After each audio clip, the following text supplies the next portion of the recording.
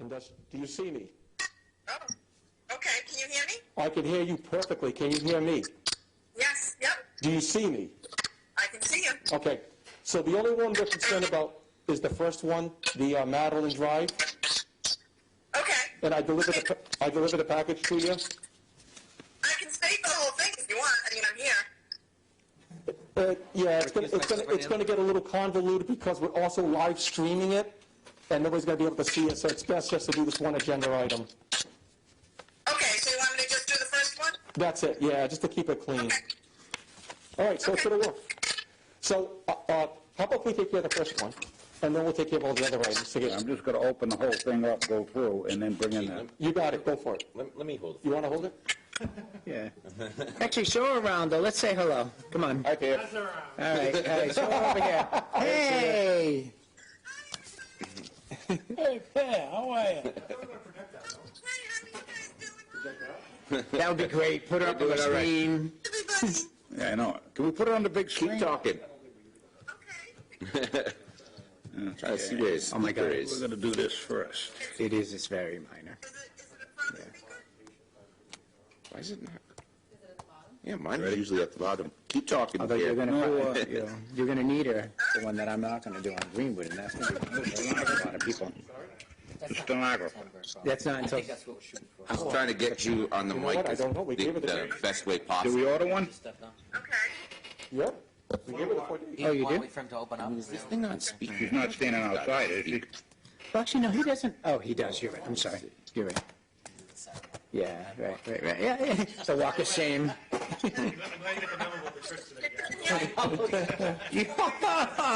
Speak. Oh my God! Hello? Dress for Yeah, success. he has Look at you it's two. coming out of the top of the earpiece, but it really should be coming out of the bottom. Well, that's what John said. John said it's I 90 don't know why it's not. degrees outside now. What do we got? We got everybody? It's actually not bad in here, though. Yeah. I mean, What do you there's mean? been nights where we died. Oh, you get a full room. You're going to excuse the first case. It's going to record on Yeah, once I open. the video. When I get to members. What do you mean, on the phone itself? You're on camera. Don't fall. You know what I mean? It's like the pageantry. It's your big moment. You know, I don't know. I'm not sure. It's like walking in a wedding, like pace it nicely. Go ahead and talk. Okay. Hello? Hello? We don't have one? That's great. So that's better, right? Yeah. So that's how we're going to have to do it. But it's from the top piece. I don't know why. Remember last week, we even said the next meeting. But this is recorded anyways live, right? This gets recorded live, I just lost you. Hold on. and if we need to get it back, we have it recorded live, correct? Yes, in fact, I'll bring you DVD. There we go. That was my fault. All right, so you don't need the machine. No, it's being recorded live on that. Yeah, but we don't need that thing then. Okay. All right. Then I'm just going to blow it open. So am I pointing you in the right? Shouldn't I do it like this? Shouldn't I do it like this? Which one was it? Don't send a I don't know check. the name. Was it the woman last time? Yeah. Go ahead and talk. All right. You're good at putting the setup in there, huh? What's that? You're good at setup. You're good. Is what a setup? You've got the setup pretty good in there. Oh yeah. No, we got it. We got everybody separated, and then we got some rows cordoned off, and we're doing it all by appointment. Yeah. So it's only a couple of people in the room at a time. Yeah, that's not bad. Yeah. They didn't be able to bring it for the next one. Hopefully these numbers will go back there. Yeah. All right, we're ready? Pierre ready? Here's Rich. Pierre's ready. ready. All right. Good evening. And welcome to the meeting of the Zoning Board of Review. It is a policy of the board to caution all petitioners that they have a right to counsel before this board, and failure to do so at this time does not constitute sufficient grounds for a change in circumstances under the 18-month repetitive petition clause. All petitioners are also cautioned that if a petition is approved, all construction must be done in compliance with the submitted plans, applications, stipulations, and testimony presented to the Zoning Board of Review during the meeting the petition is heard. If there is any deviation of the plans, application, stipulation, and testimony after the petition is approved, all petitioners will be required to revisit the Zoning Board of Review. All work that deviates from the approved plans, applications, stipulations, and testimony will be ordered halted and promptly removed. The This is a public meeting. Comment will be limited to prior to any motion or close of testimony by the petitioner and board members. Comment will be limited to the petition that is being heard. No testimony will be heard concerning any issues that do not appear on this meeting's docket. We have a 10:30 curfew. No smoking in the building. With that, I would like to have the swearing in of the zoning officer, please. Mr. President, will you testify you'll be about to give the board today will be the truth, the whole truth, and nothing but the truth? I do. Okay, seating of alternate members. Under case number 1, which is 8 Madeline Drive, Mr. Pascal? You're going to be excusing yourself? Yes. You can state the reason for the recuse on the record. Okay. All 5 members will be in place for voting So, Gene, and are in attendance. He needs to I'm just state gonna- his reason for stepping. Chairman, I Just just want to make sure that the record's clear why for you're stepping recusing. down for the first Yeah. hearing. so the reasons why I'm stepping down is because there is a budding property that I have an interest in. So therefore, Okay. I'm going to be recusing myself. Okay, all right. All right. You'll be rejoining us on case number 2. Correct. Okay. 2, 3, and 4. Where was I? I lost my... Remainder of the cases, Chairman. Yeah, all 5 members are in place. Ms. Toledo is with us on, what do they call that? FaceTime. FaceTime. All right, she'll be, in with the meeting. She will be participating in discussion as well as voting. Okay, with that, I have approval of the zoning board minutes of July 13, 2020 that have been submitted. Any corrections, objections? Yes, Mr. Chairman, I did note on there that it did reference Dylan Conley as being present on that, and I think it referenced Counselor as well. Okay, I can't remember the counselor's name that we had that night, but his name was... what we're going to do is request an amendment to the July 13, 2020 minutes to denote the council that was here. All right, and then, Yes. No, this was Monday. We're looking at Monday's. Oh, sorry. So, yeah, he was All there. right, sorry, no, Yeah. all right, I sorry. can't get the was gonna say over-talking, that. gentlemen. Okay. Please. All right, I messed up. Okay. I was thinking it was Wednesday. With that, we will request that those minutes be resubmitted for approval. Mr. Chairman, no, I think they just corrected me, that the minutes that were for Monday night, and then they would be accurate. Otherwise, No, they're not accurate. no, because it Dylan still had wasn't here. Dylan. Right, sorry. All right. Okay, all right. Only change? That is the only thing I saw that needed The to... only amendment is that. Yeah, can we just do the amendment and approve the minutes? All right. We can do that? Okay. Okay. All right. I'm requesting, Monday, my hey, guys, there's too much over-talk here. I'm getting confused. We will amend the July 13, 2020 minutes to list the council that was in attendance. With that, we will also move for approval of these minutes this evening. Do I have a motion to approve? So moved. Do I have a second? Second, All in favor? aye. Aye. Anybody against? No against. Those minutes will be adjusted and then recorded. Mr. Chairman, Yes. so just the record reflects, so the council that was here on July 13th was myself. So we just make that change. So it's Michael Marcelo. All right. So the record reflects, that's all. All right, record request? Okay. Don't need to announce it. No, that's fine. All right. Zoning officer report. No zoning officer report. Correspondence and discussions, we have none. Under staff reports, we have the planning department staff report of July 16, 2020. That is public record. Under continued business, we have none. Under new business, we have Gene Mann, 8 Madeline Drive. You getting all this, Pierre? Yeah, Okay. okay.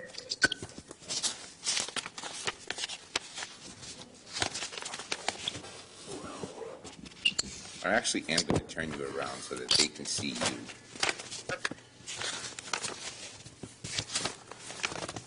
Good evening.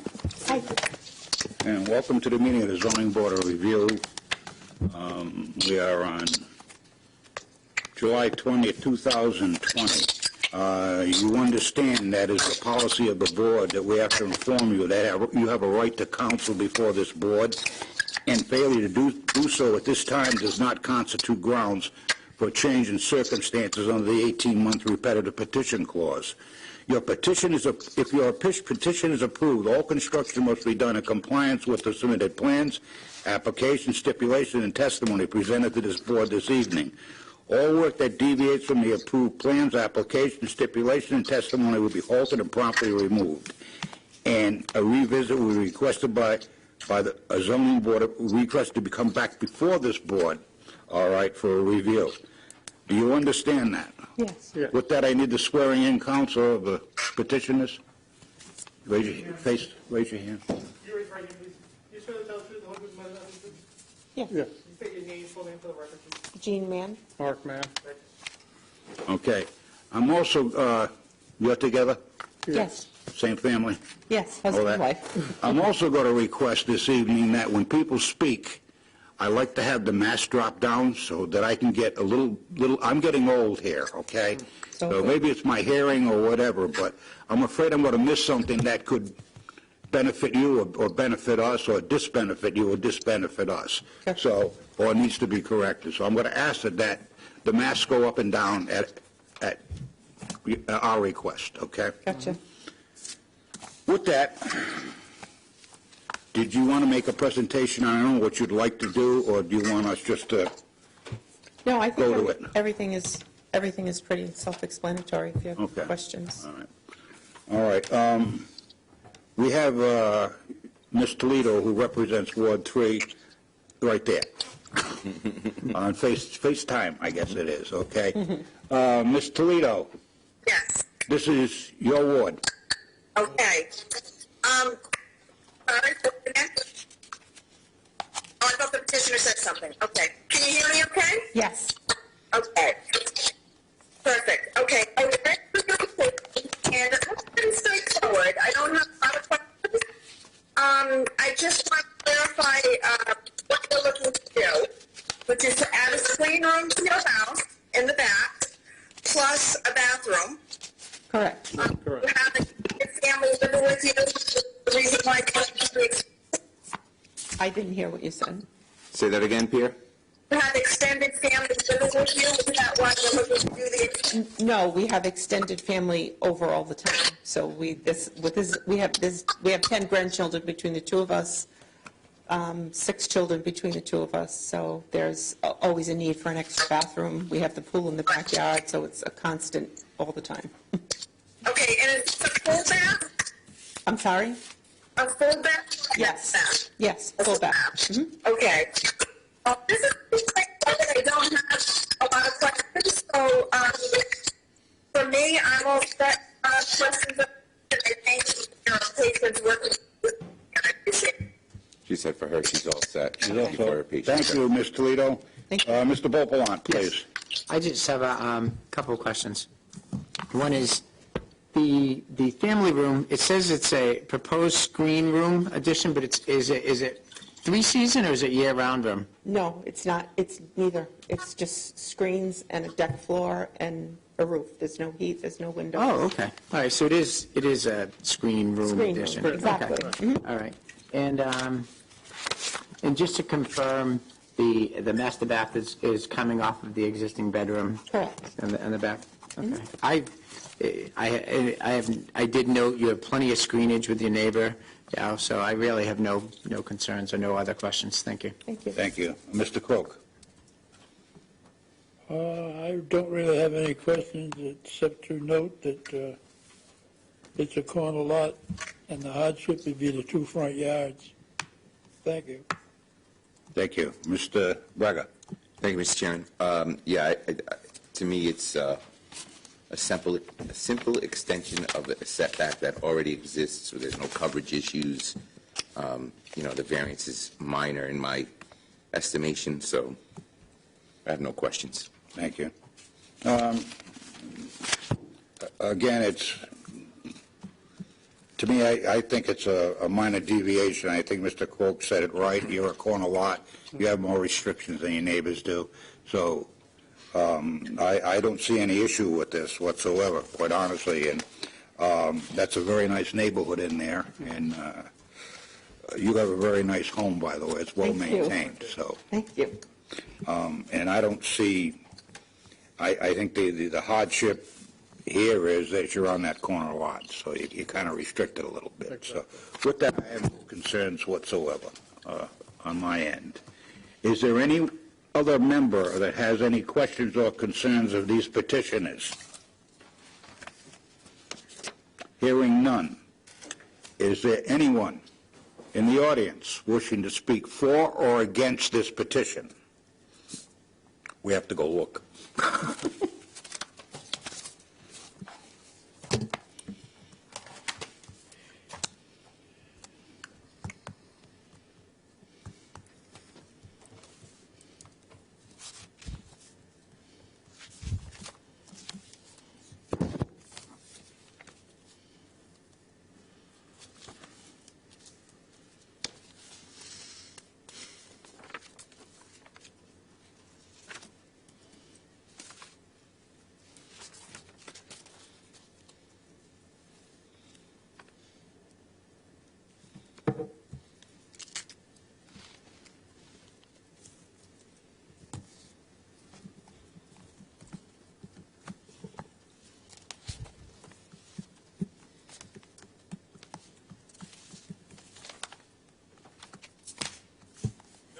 No one. There is no one wishing to speak in favor of this petition, and there is no one to speak against this petition. With that, Ms. Toledo, if you can hear me, dimensional variances, a motion is needed for the dimensional variance. Okay. Based on all the evidence presented to the board, personal knowledge of the members of the board of the area of the city of EastProvidence, the zoning board of hereby finds that the hardship from which the applicant seeks relief is due to the character of the subject land and not the general character of the surrounding area.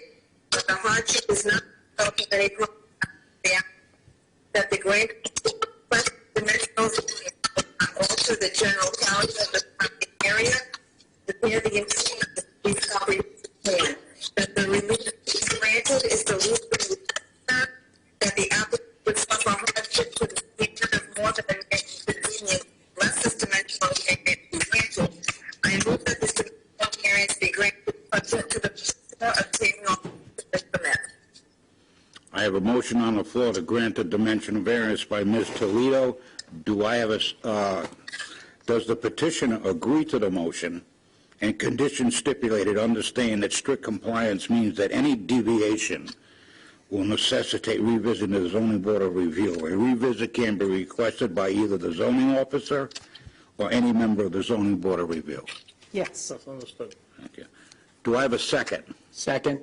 I have a second by Mr. Beauplan.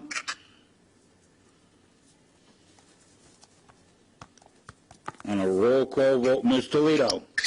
Yes, Mr. Chairman. This is a minor deviation. I don't have any issues with proposed. I believe the hardship is due to the characters and it does not use any action by the applicant. The proposed do not alter the character of the neighborhood. I find that it is relief necessary, so I will vote aye. Thank you. On a roll call vote, let's see, we went through Mr. Beauplan. So I agree with what Mr. Croak's argument that there is hardship on the corner lot. The existing house was built there. The room that they're adding on, the bathroom, aligns with the master bedroom, so it's certainly a reasonable location to be putting it, and it also aligns with the footprint of the house. The variance is very minor, 13.7 versus 15, I think. So the hardship is not the result of any prior action of this applicant. It's based on the corner lot and the location of the house. Minimum variance required, and therefore I vote aye. Thank you. Mr. Croak. Based on the fact that it's a corner lot, and under our ordinances, they have two front yards, I'll vote aye. But in due respect, if you had planned out your Thank you, yard Mr. or your property better, you could have put the pool in the backyard. I vote aye. Thank you. Mr. Okay, I Mr. have to Braga. stop this. I'm sorry. You guys are not on a corner lot, are you? Well, we're the last house on the right-hand side of Madeline Drive. Confusing this with the next application. Yes, exactly. What? Oh, It's not wait a a corner? It's, Wrong one. No, I Yes. will look at it. this is Madeline. Madeline. Yes. I was thinking of the other one. Okay. Madeline Drive, I looked at that today. It's an odd-shaped lot. It is an Yes, odd-shaped lot. Yeah. It is an odd-shaped lot. It's wider in front than in the rear, and there's plenty of room So in the the other rear. house is on Elder. My hardship still Have you stems from the spoken to location your- of the house built on the lot. Okay. Are you voting? Oh, yeah, I have some, sure, I'm sorry, Mr. Chairman. Yeah, so I'm going to vote aye as well. I believe that it is due to the unique character of the land. The house predates zoning. The setback already existed. The variance that's sought is, I think it was 1.3 feet. It's a very small variance. There are no coverage issues. We've heard nothing that that even resembles that the applicants have done anything that made this variance necessary. It definitely will not alter the general character of the neighborhood. And again, being such a small variance, I believe it is the least relief necessary. So therefore, I vote aye. Thank you, Mr. Braga. I vote aye as well, based on the evidence presented to this board. I don't see any impact to the abutting neighbors whatsoever. It's actually a part-time living space. You're not enclosing, it's not winterized, so there's no expansion as far as more people living in the house. So we don't have a parking issue in that neighborhood. So with that, I vote aye as well. Your request for the dimensional variance passes 5-0. Good luck, and thank you for your patience. Thank you very much. Good luck. Good luck.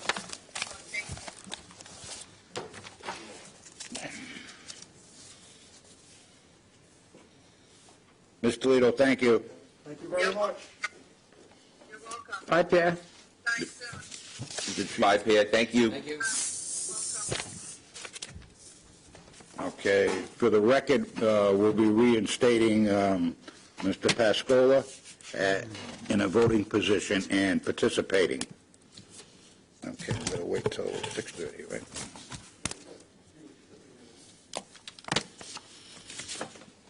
Thanks for that. This next one's the corner. I'm like, all right, I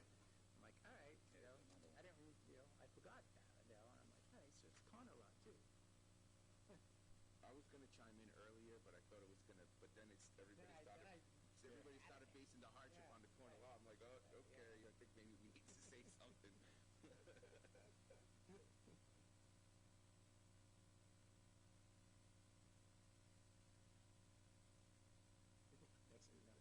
Yes, so your use variance passes.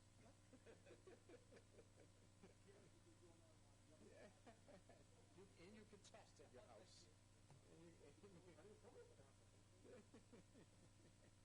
What was that guy's name? What was his name? Last week? The English guy? lab, yeah. Very good. English guy. I'm sure.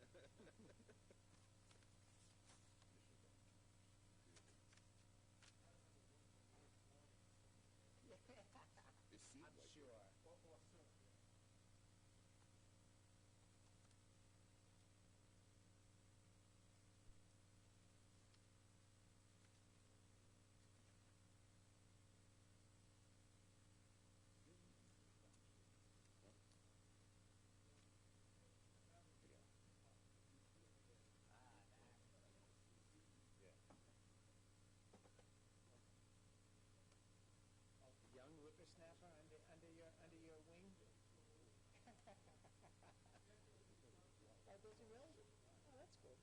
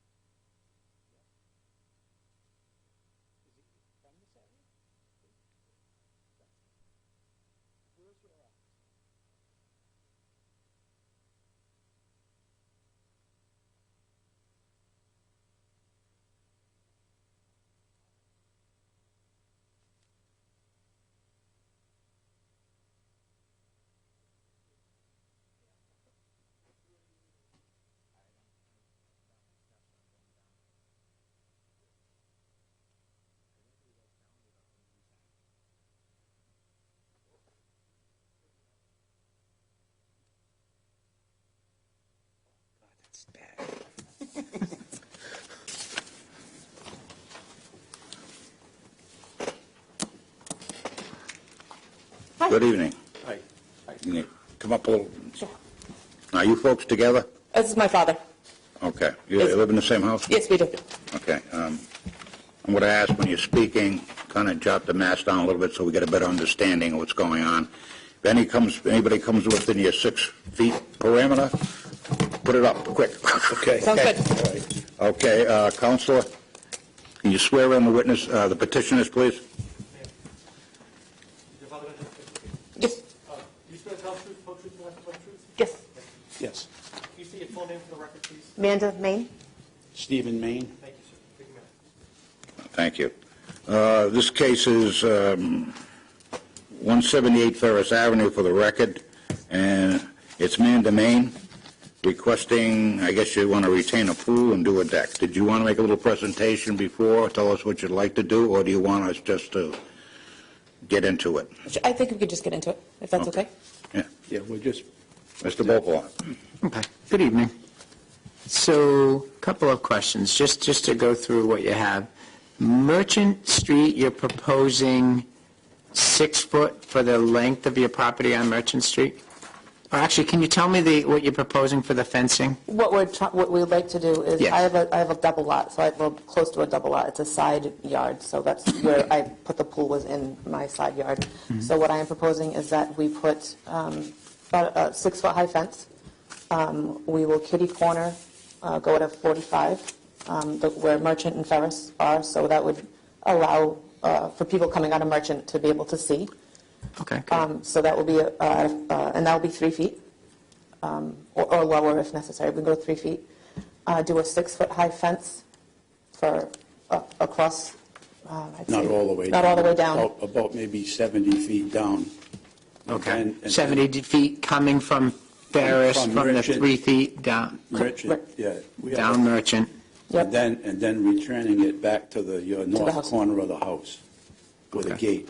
Will it follow the property line in the back, adjacent to Gabriel and Susan Gomes? No. No, okay. So it'll be before that. That is correct. Yes, it'll be. It's on Ferris. Yeah, we'll probably go maybe 18 feet, probably about maybe 3, 4, 5 sections thereabouts. It won't go all the way down to their property line. Okay, all right. And then it'll cut across to Cheryl Johnston's property, or not even all the way? So are you just No, really nope. surrounding the pool? Just surrounding the pool, correct. Oh, okay. Yes. The- All yeah, right, the I get fence- that. The fence now is 3 foot high, and I think there's 3 sections. So I think there's 6, 12, 18 feet of fence on Merchant Street. Right.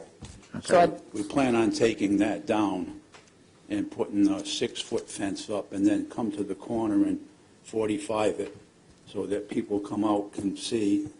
And Yeah. then I think they had the city engineer, we're going to step it back another foot from the property line on Ferris and go down roughly about 70 feet and then return it to the corner of the house. And then in the front of the house, put a 3-foot fence. Okay. So I think I have most of it. The only thing, well, let's talk, that corner, right? So that's my concern too, is driving down Merchant, having 6 feet there, it makes it dangerous to see, Absolutely. coming out. So that was really my biggest concern. I have no concerns with the 6 foot coming across the front, even though it's up there, just because it's not a safety problem. and it's, and even, we'll end it, I wish I brought pictures, but, we'll bring it into the house, so the pool will be enclosed. The front of the house, I was thinking about it last night, I might even put a fence there, which isn't necessary anyway, so at least that part will be covered. Yeah. The pool will be enclosed, and it will not reach any of my neighbor's property lines. And if, whatever the height is for that kitty corner, for people to see, whatever the safety measure is, I'll follow that. Okay. I'm thinking All right. 3 feet, but again, if it needs to be less, then And, I mean, I'm okay with, I can't speak for other people, but if even having, as long as it's not a safety problem, so if you cut across 6 feet and you do diagonal, right, and then, as long as we go back far enough that coming down Merchant, that little corner, people can see clearly. You can see around. I'm okay with that too, instead of reducing it to 3 right there, if that's something. But I'm the only, I mean, I didn't talk to anyone else. If that's something you're interested in think it'd be as easy well, to do. versus the 3 feet, we could probably, We were thinking originally, my plan was to do the 3 feet to cut it down, but then we were talking and it just, I mean, it's dead space anyway, so and it would be easier just to cut it across, and I think, unless you'd have a better line of sight down the street as well. right. So as long as we can figure out where you're going to cut it, then that's the key. Yes. Can everybody hear me? I'll speak really loud. So myself and the city engineer have met the property owner and her father at the property on several occasions. We took the tape measure out. The regulations actually state that a point from 30 feet from the central line of the roadway, so we had to come in 30 feet from the central Wow. line of Ferris, Yeah. and then central line of Merchant to come to a point. The regulations would be in compliance, but then the city engineer stated to them, this is something I could support if you're willing to pursue this before the zoning board. And that is that he explained to them exactly where the point he wanted the 6 feet to end, Okay. and where the 45-degree angle would begin, fence, cutting across. The difference was, you couldn't bring the 6-foot fence on Ferris right to the property boundary, because even with a 45, when you come to the stop sign, and from a driver's perspective, the line of sight is still not clear. Okay. That's why the city engineer goes, not only do I want the 45 cut, but I want the fence line on Ferris to come in Right. a foot or two. Okay.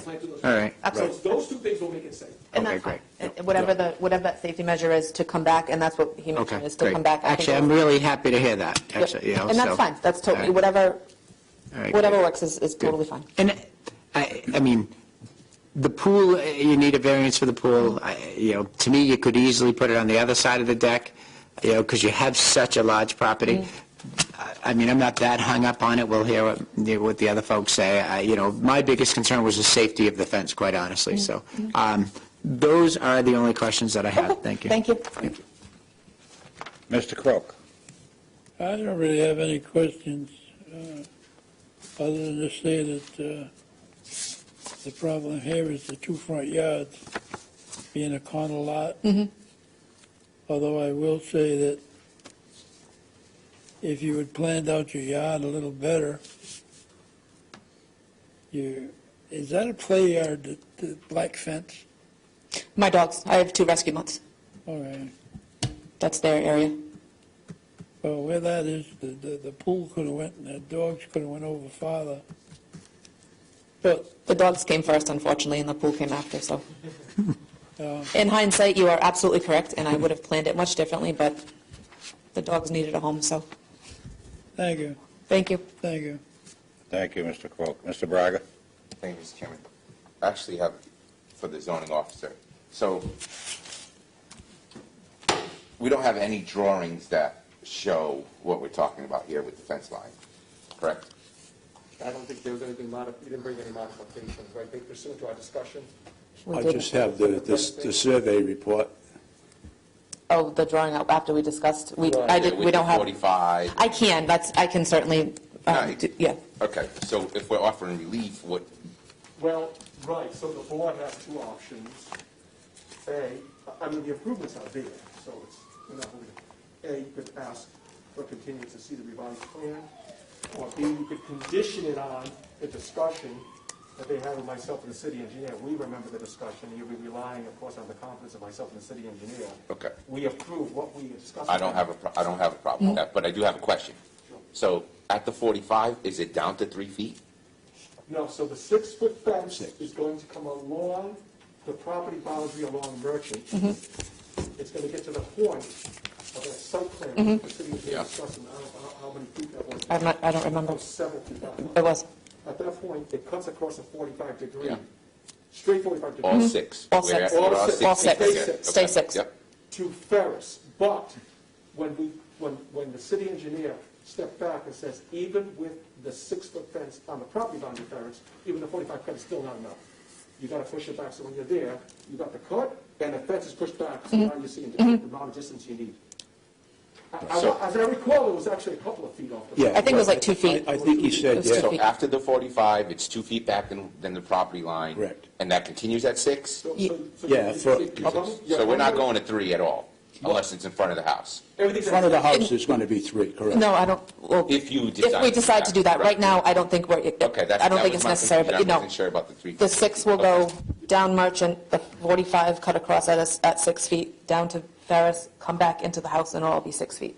Okay. No, at that corner portion that's cut out, they can do as they please, but nothing can be higher than 30 inches there. Right, So you can see then it. it's the same, As the you have the same issue. Right, I mean, right. it's like- Okay. Thank you. I have no further questions, Mr. Chairman. Thank you. Pascoa. No questions, Chair? Thank you. Ed, Yes, this fence is going to be on the property line, No. which is the curb? No, it's going to No. be, it's going to come back in 2 feet from the property line on Ferris. on Ferris. Don't we have to maintain an easement in there for a walkway, pedestrian? No, they're not going on the sidewalk, they're staying on their property boundary, on Merchant. Yeah, this, And then- Isn't the property measured from the curb in or from the easement in? They have a class 1 survey, so they know where their property boundaries are Yeah, now. Yeah. that's we what have I'm saying. There's In a the- sidewalk. I don't The want fence the is already fence, in far. I don't want the fence 2 feet off Merchant or 2 feet off Ferris. Oh, no, No, no, no, oh, no. no, no. Oh, no, no, no, no, no. No, No, that's- I guess I didn't explain it well. There's about 6 feet. So there's the paved portion of the streets, Yeah, and then there's the sidewalk area. oh, it's there. Okay, right. Well, when it's physically improved or not, Well- right away sidewalk. Again, On Ferris, on Merchant, where their property boundary begins outside of the sidewalk area, ah, they're maintaining the fence line on the property boundary. you understand this, don't you? Yes. Then they're coming. That's the only reason I'm bringing it up, so we're all on the same page here. yep. Because I had situations here where they put the fence up, and I've got no pedestrian right away. Which means I got some, in a tight neighborhood, I mean, if I'm on Borough, I could care less. But, you know, I'm concerned about the winter, I'm concerned about kids, I'm concerned about whatever. That's a tight neighborhood. I want to make sure you understand. We're going to maintain the Okay. existing All right. Correct. walkway right now. So on Ferris, not only is there the paved portion of the roadway, and then the sidewalk area, they're even still coming in 2 more feet in from their own property boundary. So that leaves that 2 feet exposed, but it is what it is. Okay, I And just it's want to make definitely- sure we know where we are. Right, and it's still. Now, thank that you. 45, okay? Well, we don't know if it's 45 because you said the city engineer looked at that. Right. And he negotiated them to cut that 45-degree angle and Yeah. then bring it in 2 feet. Yeah, Okay. we marked it on. What I would ask is, give us an amendment for this print, okay? I'm willing to move on it tonight, as Mr. Braga indicated, because I don't like the repetitiveness of coming back for something that minor. The only reason I want it there is because for the future, Okay. okay, for the future, in case you sell it, somebody else buys it, and then somebody questions it. And you want the survey, Okay, or somebody questions you Okay. next door across the street or wherever. Okay. I want this to be right. and Mr. Chairman, you're asking if the survey plan be amended. Yeah, yeah. All right. That way there's no hollering and screaming, or somebody's at a closing somewhere 10 years from now, Yeah. or 20 years from That's a now, good and point. and the whole thing gets deboggled. Okay. So, All right. That sounds fair. So I'm going to ask that stipulation be included in the motion.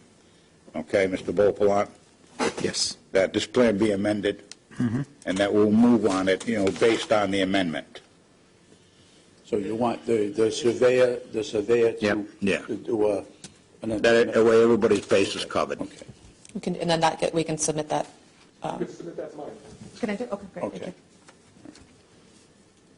Is this fence climbable or not? No, climbable? it's going to be a white vinyl fence. Thank you.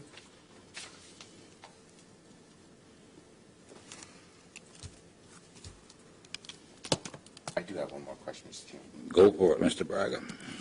Planning, this is for actually the zoning officer. Planning referred to excessive building and impervious lot coverage. On this property?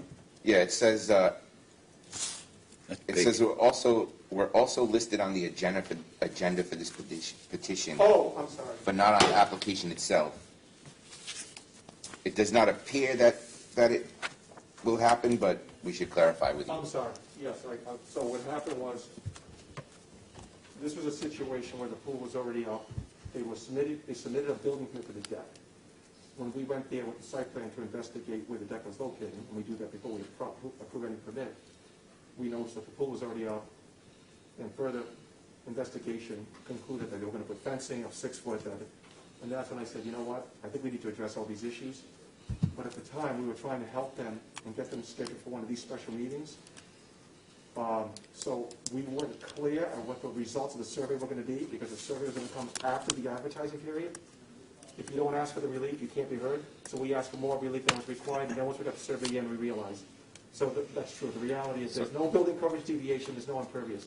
It was asked for out of an abundance So of we're caution. here just for, In ca- Setback, the placement of a pool between the principal use of the public right-of-way and fencing exceeding height requirements. okay. Yeah, In the deck, right? In the deck? okay. Well, the deck and the pool in the house will all be Oh, treated okay. as one separate individual item. So if we say it all can be between the public right-of-way and the all. Okay. Okay. Any further questions from, or concerns from members of the board? Hearing, seeing none? I'll go check. No, I'm sorry, I did, there was no one there. No one already checked?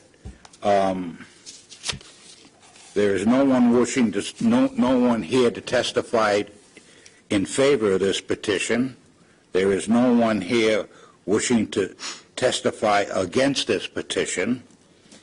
All right, with that, this is a dimensional variance. Mr. Bopolant, please. Yes, Mr. Chairman. Based on all the evidence presented to the Zoning Board of Review and personal knowledge of the members of the Board of the land and the area of the City of East Providence, the Zoning Board of Review hereby finds pursuant to Section 1945 of the City of East Providence zoning ordinance, the hardship that which the applicant seeks relief is due to the unique characteristics of the subject land or structure and not the general characteristics of the surrounding area, and not due to a physical or economic disability of the applicant, excepting those physical disabilities addressed in RIGL 45-2430. The hardship is not the result of any prior action of the applicant and does not result primarily from the desire of the applicant to realize greater financial gain. The granting of the requested variance will not alter the general character of the surrounding area or impair the intent or purpose of this chapter or the city's comprehensive plan upon which the chapter is based. The relief to be granted is the least relief necessary.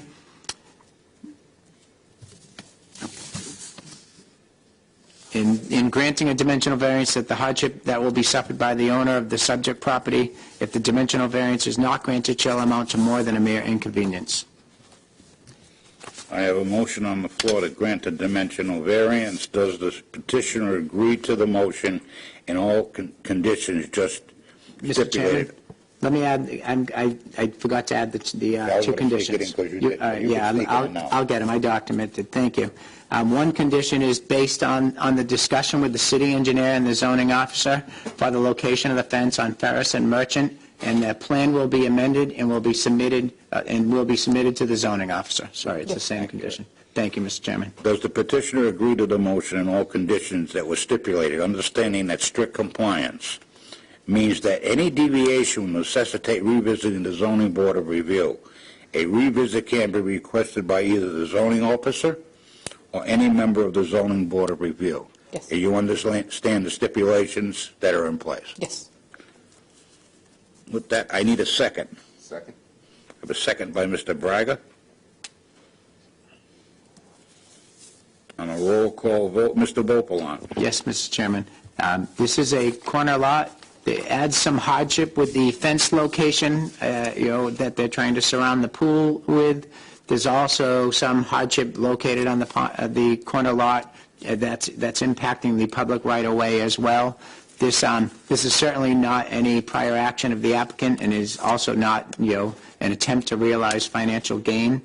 The proposed changes to the fence help ensure that the fence will not alter the general characteristic of the surrounding area, and nor will the addition proposed of the deck.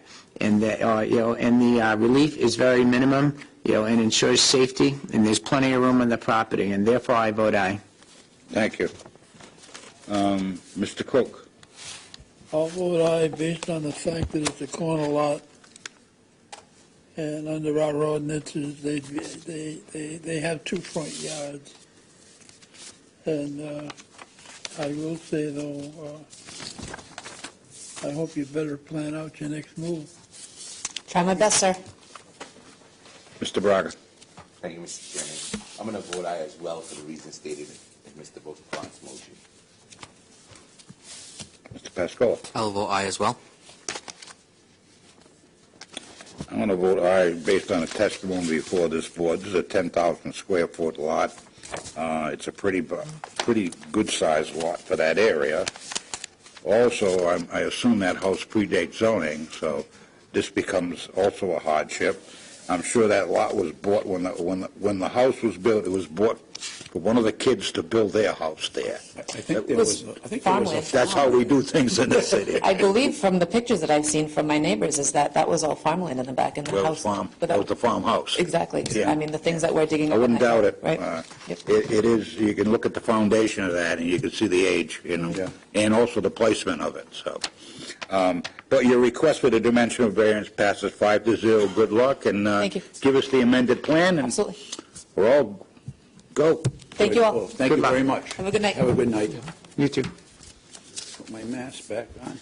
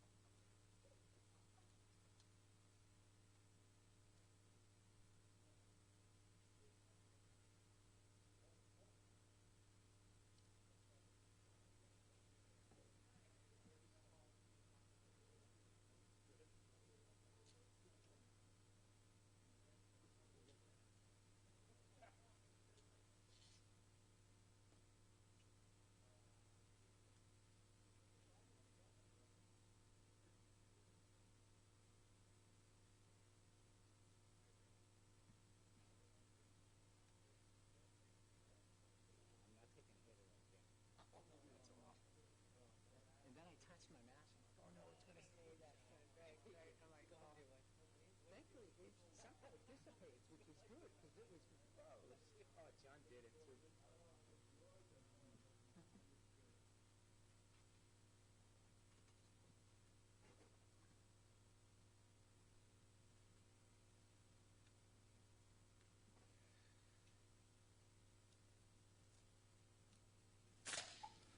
Okay. Okay. I know this is right.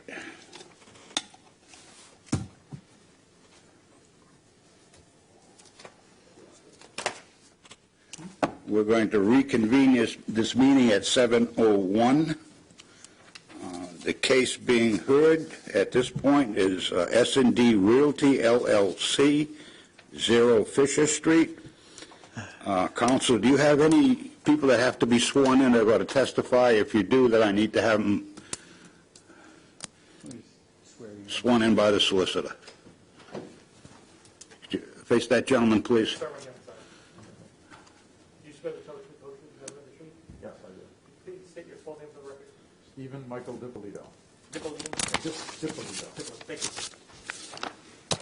And Brad Travis.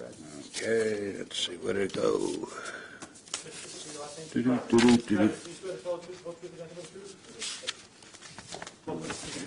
truth? Okay. Good evening. It's the policy of the board to inform all petitioners that you have a right to counsel before this board. Failure to do so at this time does not constitute grounds for a change in circumstances under the 18-month repetitive petition clause. If your petition is approved, all construction must be done in compliance with the submitted plans, application, stipulations, and testimony presented to this board this evening. All work that deviates from the approved plans, application, stipulation, and testimony will be halted and promptly removed, and a revisit will be required before the zoning board of review. Does everyone understand that? Good. With that, Counselor, please. Good evening, Mr. Chairman, members of the board. For the record, I'm Attorney Bruce Cox. I am here on behalf of S&D Realty LLC, the applicant. I have with me this evening Brad Travers, the principal of Waterman Engineering, who will be providing testimony and answering any questions you might have regarding engineering aspects of it. I also have with me the applicant, Mr. Stephen DiPolito, and his partner. The given site has been before this board before, and we withdrew that application. At that time, we felt that a 12-unit single-room apartment would fit well here, and obviously we met with a tremendous amount of disagreement, and we withdrew. And we told people we would be back. And we're back with a very nice 3-unit development. You have a picture of what is actually on North County Street now, which is the same design that's going to be followed here. This is a unique lot on Fisher Street. It's limited on its frontage of only 40 feet, which is a hardship not of the applicant's making. It's an existing site. It is situated on the corner of the neighborhood overlooking the golf course, whatever remains of the golf course, and abutting the Waterview Rehabilitation Health Care Center, as well as the home of Umberto Costa.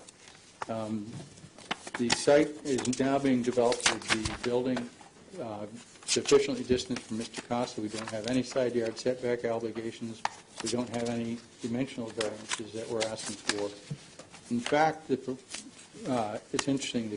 The proposal includes only 10.9% coverage, building coverage where 25% is allowed, less impervious area with 27.7 where 45% is allowed, and believe it or not, more parking than is required. We have 9 spaces, 3 per building.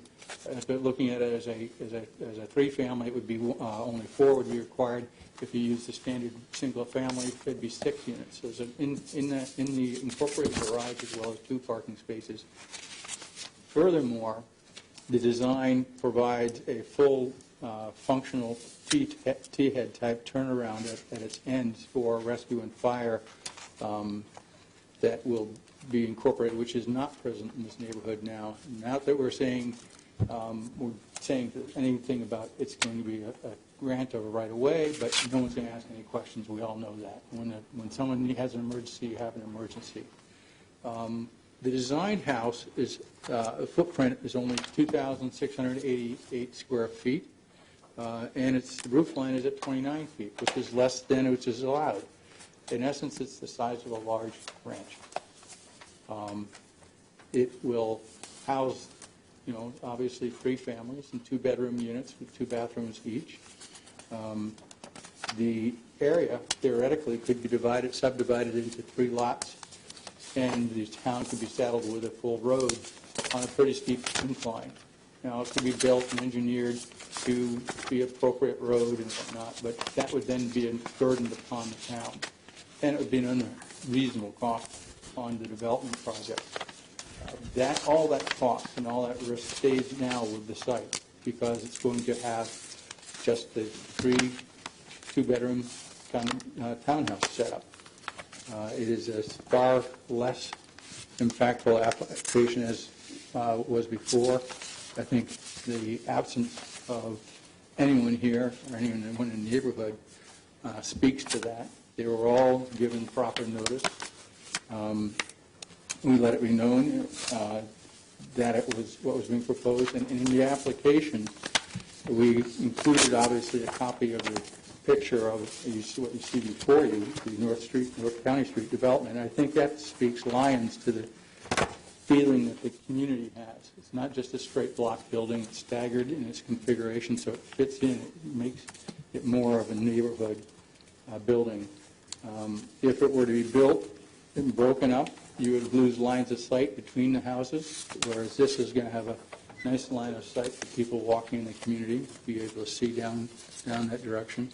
So it's a far less impacting development than could possibly develop. Mr. Travers, if you could come forward, one of the questions was on the risk or the issue assessed with water drainage and such. I believe your firm engaged Mr. Mr.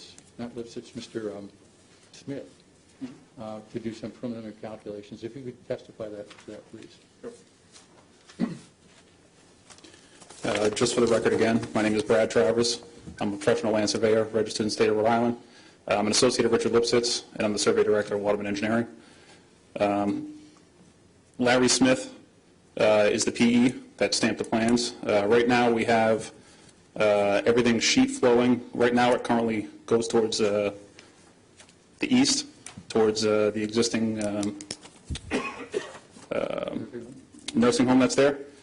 We proposed a rain garden at the end of the roadway, that everything's going to sheet flow into the rain garden, which will handle all the roadway, all the roofs of the houses, with an overflow, directing it in the current direction that it's in now, but it's sized to handle everything that's shown on the plan, including the driveway, all the roofs, and the roadway itself.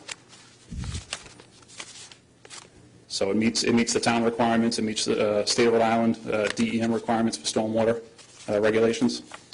And if there's any further questions, I can answer them. I have a question, Mr. Chairman. Mr. Braga. So planning, in the report, they state that they were inquiring whether or not you had details such as capacity and flow rates and proposed grades.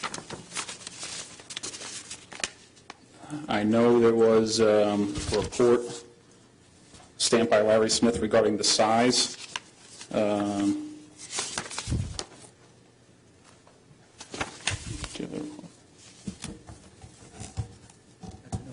For this application or for the prior one? Yes, that was for this application. Okay.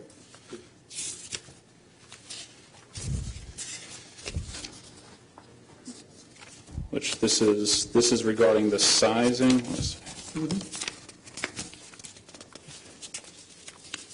So this is regarding the soil types, the sizing, to show that it meets the size it needs to be regarding the... May I approach? Please, Counselor.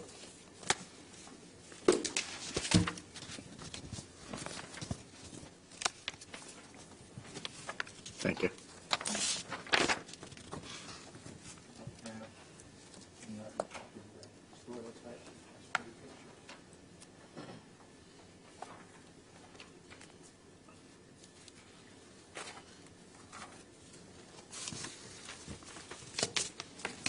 I need a motion to make this Exhibit A, please. Motion to make this Exhibit A to the record. Do I have a second? Second. All in favor? Aye. Anybody against? The ayes have it.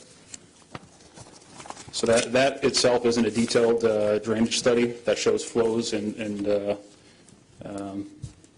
water quality. It mainly just shows the sizing to show that it meets capacity. But if the project continues further, that can be provided to the planning department.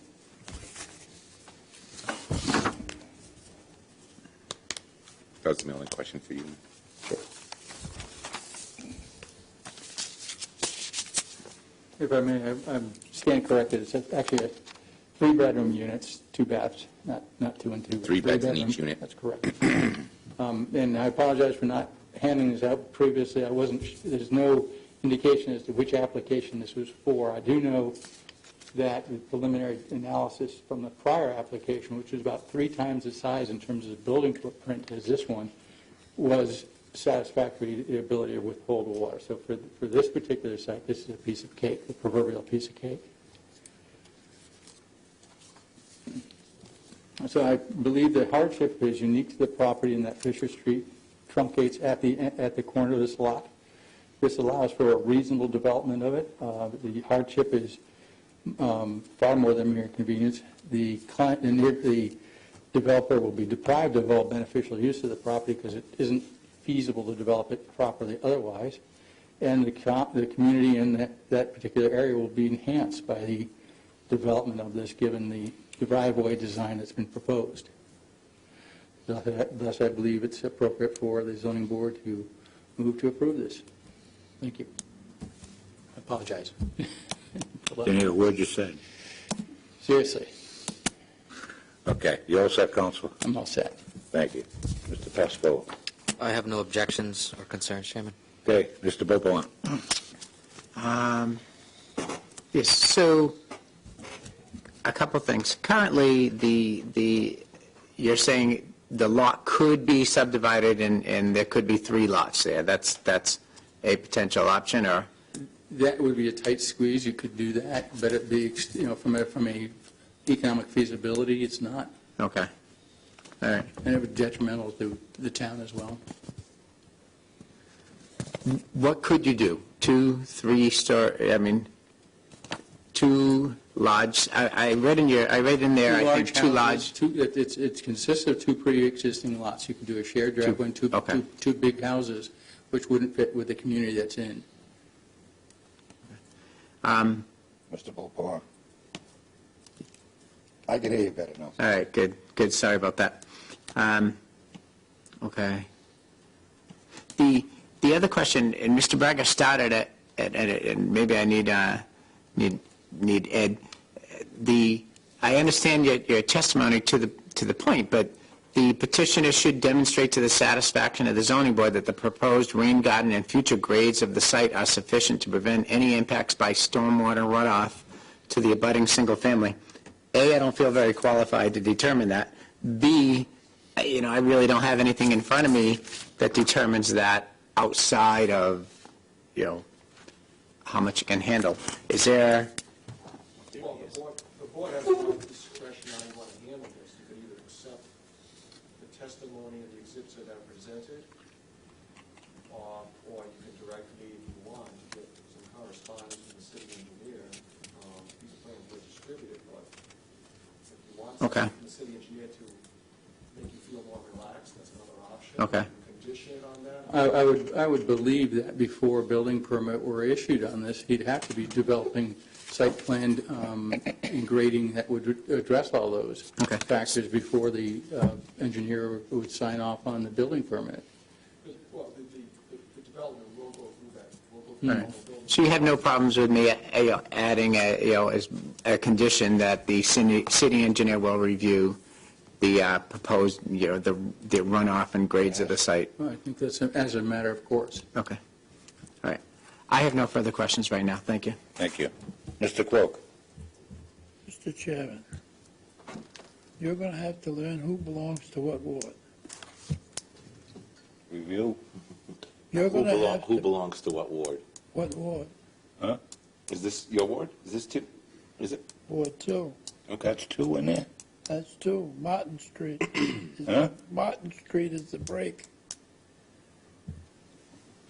Martin All right, Street. but I'll take your word for it. I'm sorry, I meant to go that way, okay?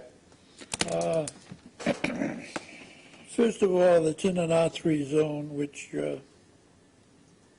you could build 3 single-family houses. That's correct. You're proposing to build 1 3-family townhouse setup. 3 units, right. Would you agree to a stipulation that there'll be no further construction on this property if this variance passes? No further, you mean dwelling units? Yep. Yeah, I believe dwelling units is absolutely no problem. That's right. Okay. And would you agree to a stipulation that the water runoff would have to be to the satisfaction of the city engineer and the public works director? Absolutely. That's not a problem. Okay. Now, this rain garden, will this relieve the water runoff going onto Metacomet's property? Yes, it will. You won't have any more runoff on Metacomet? No, the overflow for the rain garden pitches the same. I need you up here, please.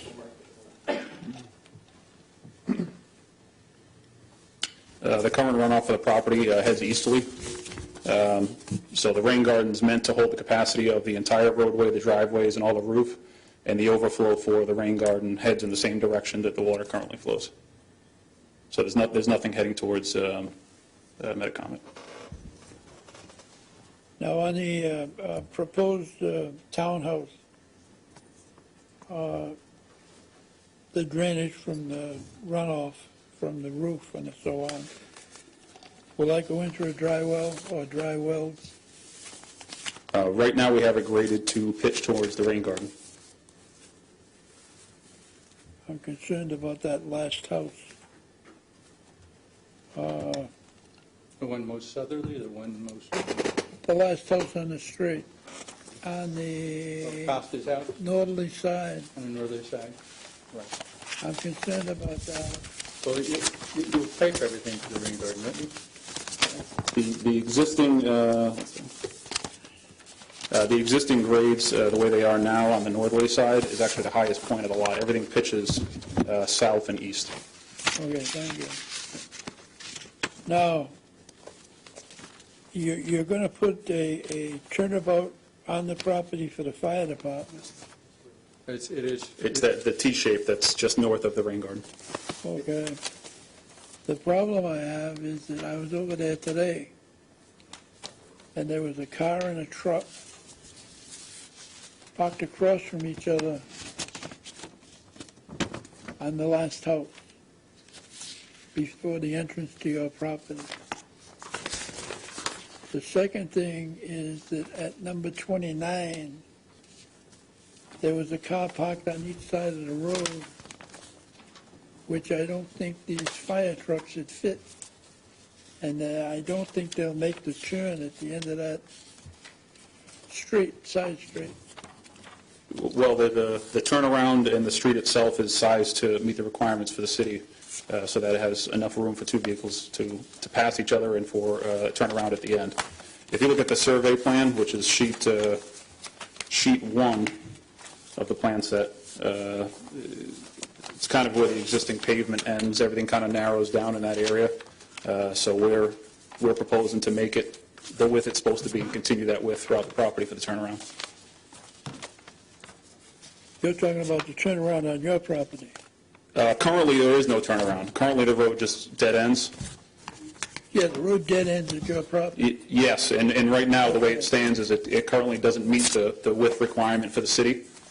So we're looking to make that width the correct width, continue that width towards the end of the property, and make it so that it will have enough room for 2 cars to pass each other and for a turnaround at the end of the road. You're going to have to do the whole street. Well, we're going to do at least from our property to the end. Yeah, your property, but From just before our property to the you're end. missing the point that I'm trying to make. Coming in on Fisher Street, Yes. if there's a car on one side and a car on the other side, and they don't park on the grass, a fire truck, especially a ladder truck, is not going to fit. If I may address that. The conditions you speak of are true. People don't take into consideration their own safety. This improves the situation where we can improve it. We can't pave or be even asked to pave all of Fisher Street or either street, nor can we change the behavior of residents on that street. If a alternate development was done at this site, nothing would be done on Fisher Street. What we're proposing and tacitly saying is that we've improved the safety and welfare of that neighborhood. I understand what you're saying, and if that's an issue for the neighborhood, then a recommendation may be made that town council say parking on one side only, or something of that ilk. But to suggest that the applicant pave all of Fisher Street and take all that land, that could cause a riot. You might not find yourself in I didn't say that. Okay, I didn't say that at all. all right. You're saying, well, the behavior of the residents I'm there- giving you the opportunity to say that we will petition the city council for no parking signs. I don't think, have any problem with that? No, I don't have any. You don't have any problem with that? That answers the question, Very good. okay? I actually agree with you. Now, the only other problem we have is that side street. And with these trucks that we bought, they're straight jobs. They don't have a tiller. They can't turn the rear end. Seth. So they take a long turn radius. I can't see how they can make that straight ladder truck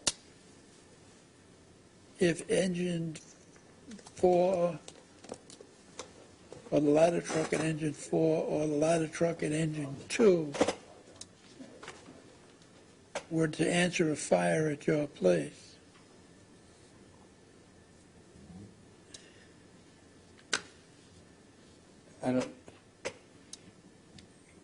The question can't be answered. The question can't be answered because No, it the can't be. neighborhood's too tight.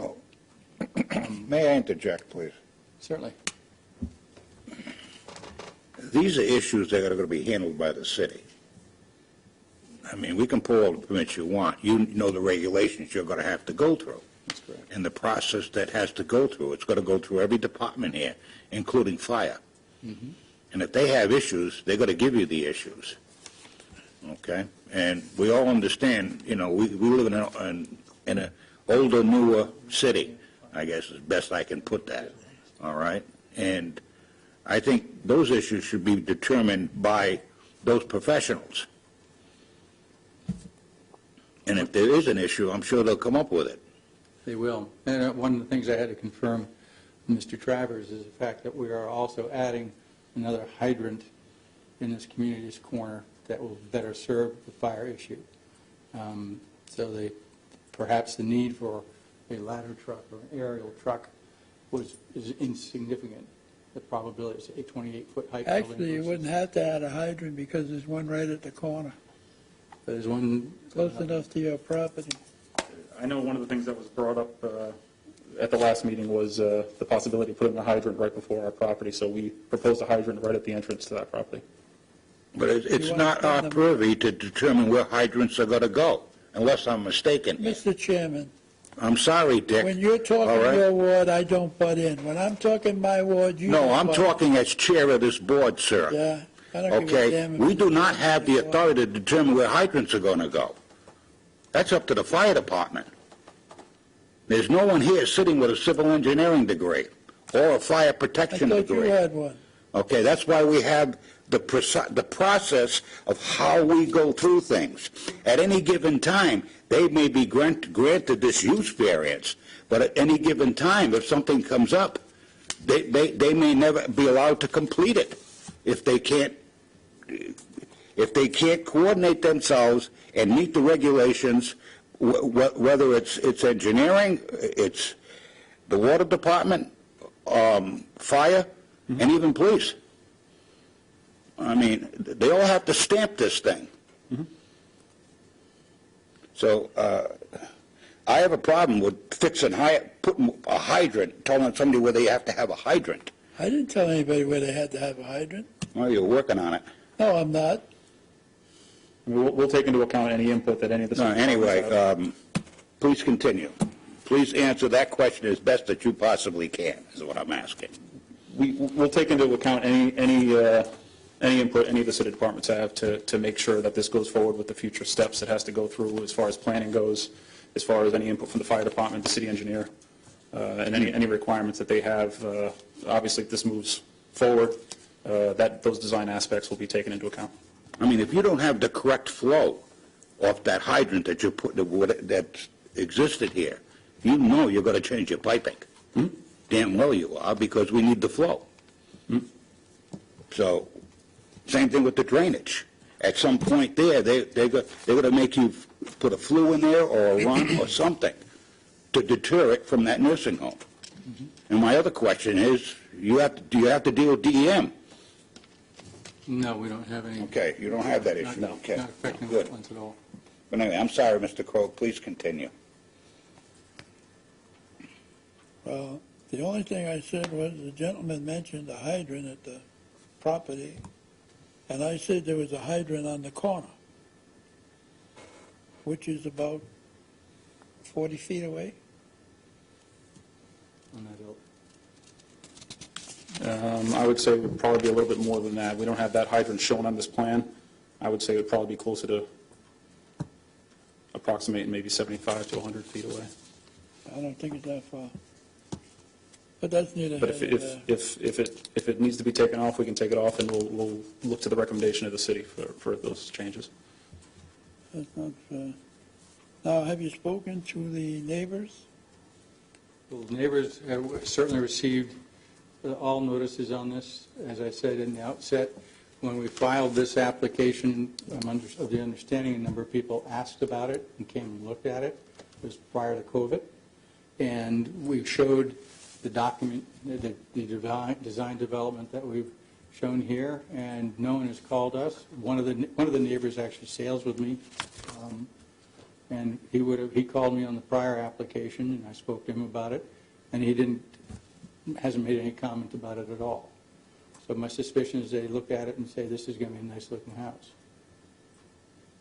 I can't tell you what they're saying. They haven't called me, and I haven't heard anything from Mr. Stay quiet.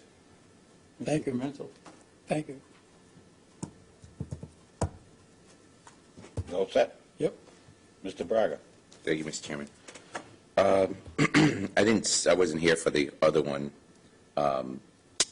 but I did look at the application, and I do feel like this use is more in line with what the neighborhood would want and what the neighborhood deserves. I really don't have any. I mean, it's a use variance, and once we get there, we'll talk about the hardships. But I really don't have any questions. I'm pretty satisfied with the application. Okay, you're set. Yeah, it's considerably different what we saw the last time, that's for sure. Okay, and I think my statement then was, and I'll say it again, that this is conducive with the neighborhood. That is an older neighborhood. It's an offset neighborhood, which means there's no cut-throughs there. There's no, who's ever going in there lives there or delivers there. That's about it. And it's not a Moran Avenue where you're running all the way down, or Burgess, or where you got a flow. Who's ever going in there usually lives there, because you're either going to come in off of Fisher Street, or was it Seth, I guess, feeds in there, and that's it. It's a offset, closed neighborhood, and It's an older neighborhood, and it's a well-preserved neighborhood. And I think this is going to kind of complete it. That's my opinion on that. I like what you did here. It's quite different from the last time. And what I said the last meeting, too, is to a lot of people who objected to that, you have a right to your land, too, just like anybody else does. Okay? As long as it meets the terms and conditions. As far as I go, me, one, okay, I think this is a great recovery from what we saw last, a considerable recovery. So with that, I have no concerns whatsoever with it. You're going to have to go through the procedure and let them catch what they have to catch. That's what they do. They're the professionals. And I will vote for your use variance. But again, you're going to have to go through their circle, whether it's engineering, public works, and fire. So, and they'll make the demands that they have to make. With that, I'm all set. Any other concerns, members of this board, or issues or questions? Mr. Bopala. Yeah, Mr. Chairman, I just wanted to say, we haven't heard from the folks that are here tonight, but I agree with Mr. Croak and did like his suggestion if they're looking for a petition to the city, because that was one of the thoughts that I had when I was driving down the street. I said, yeah, the cars are parked on both sides of the road, for the entire street, to me that, I wouldn't want that if I was living right there either. But I recognize if you guys are the ones parking there, then maybe you don't want a petition. But I liked the idea because I thought the same thing. I'm like, boy, the best thing they could do is stop parking on one of the sides of the road, and it would the problem with that neighborhood, you got a gray truck over there. It's abandoned with no plates on it, sitting on the side of the yard. Okay, it's an offset neighborhood. It's always been by itself. So you're going to catch that stuff in those neighborhoods because nobody's riding through them. Right. You're going to catch probably zoning violations because Ed's not riding through there. You get it through the phone. All right? And I know I was up there last week. I saw the truck. I saw a few things in there, okay, that are not, it's been let go because nobody sees it. The neighbors accept it. We're fine. Until one of them starts to squawk, then you start to clean it out.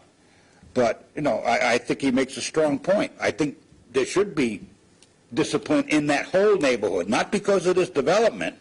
That whole neighborhood needs to be disciplined in there because they're undisciplined, and the fact is, as I say, you saw it, you lived there, that gray truck has been sitting there how long? Over a year. If I may, Mr. Chairman, Mr. Buffon, these are the applicants and their wives. These are not the neighbors or the residents. Oh. Okay. So, but anyway, no, I think it's a strong point. I think it's a very strong point. The neighborhood needs to get cleaned up. They're moving in. So, but again, anything else, members of this board? With that, do we have anyone wishing to speak in favor of this petition? Could you please come forward? Or against?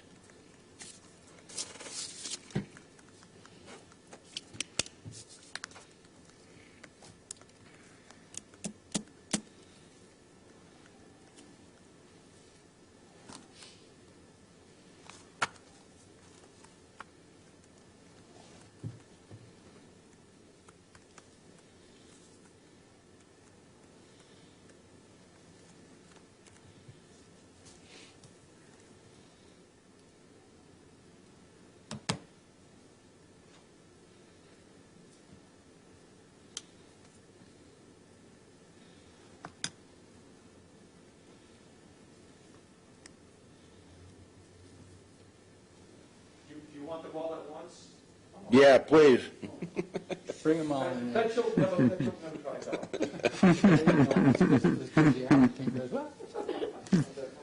Well, for the record, Not for you. I was there last week. They saw my vehicle. They came to the vehicle. They're happy. I didn't say a word, I just listened. Okay? I didn't think there would be anything going on tonight, quite honestly, but anyway, with that, a motion is in order. I would ask at this point, Mr. Pascoa, by error, I had you open. There's nothing in our regulations as far as who opens, who does whatever. That's only by appointment, okay? If you would like to yield that to Mr. Croak, I'm asking that for the motion. I'd yield a motion. All right, as far as the intros, anybody can do intros here. So, Mr. Croak, would you like to, this is a use variance. Based on all the evidence presented to the zoning board of review, the personal knowledge of the area of the city of East Providence, the zoning board of review, hold on.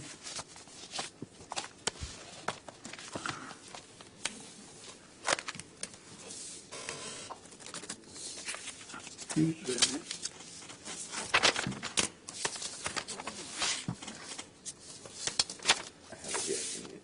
I got it here somewhere. It's not only been spent zoning board of review, allowed to members of the board.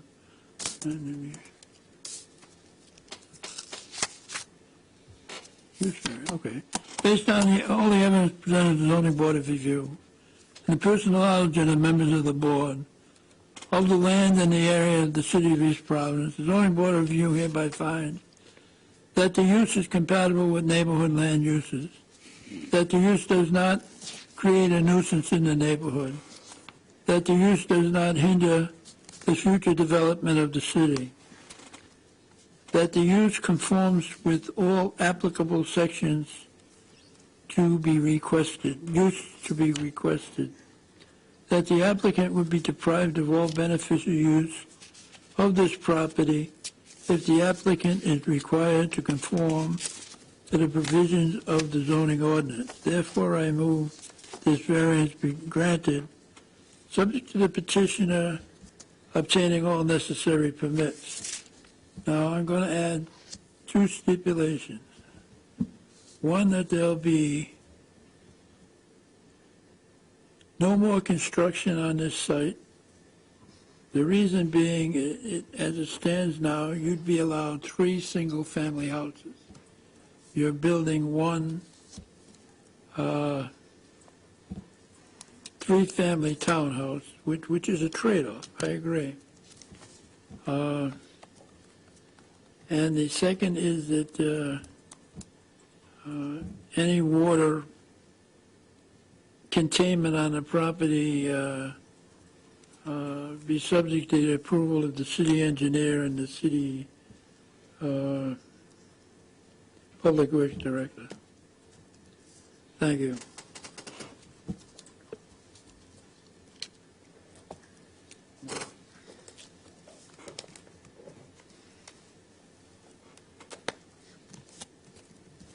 Mr. Crook, that's no more dwelling. You don't want more houses built there, correct? Anything. What you got is what you got. Okay. I have a motion on the floor by Mr. Croak. One of the stipulations are there be no more future development on this site, or this property. I get that right? Yep. All right. And that any water flow, Mr. Chairman. all right. Mr. Chairman. Mr. Chairman, just for point of clarification, because I have to enforce this, when you say no further construction, does that mean literally no more? So if somebody who seeks a shed, put a shed on an accessory shed, does that mean that those are all prohibited? Just for enforcement purposes, I want clarification. I thought when it was first raised, I thought it was dwelling units. Well, You didn't want any Mr. more Croak housing. put it forward here. I mean, if you want to include He a said, shed, yeah, no further dwelling units is what he said at the time. dwelling, Dwelling, Then in other words, no more density. right. Okay. Yeah. Is that what you meant? Yep. that's what I was assuming, Okay.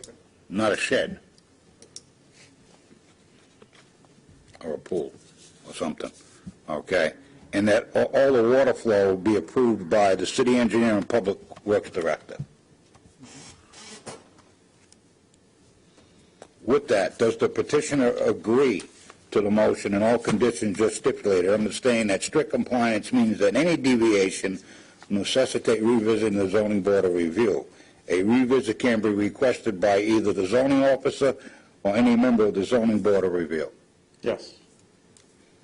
Do I have a second? Second. Second by Mr. Beauplan.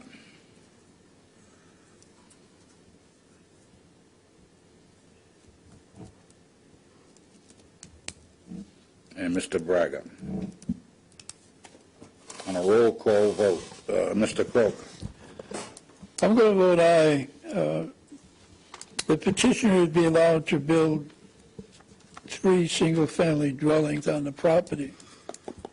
The trade-off is that he's come in with a townhouse with 3 units, which I think is a good proposition. And that's why I'm voting aye. Mr. Braga. Thank you, Mr. Chairman. I'm going to vote aye as well. I believe that the use is definitely compatible with the neighboring land use, considering it's in a single-family area. Although it's a multifamily, it's 3 townhouses that are conducive with that type of neighborhood.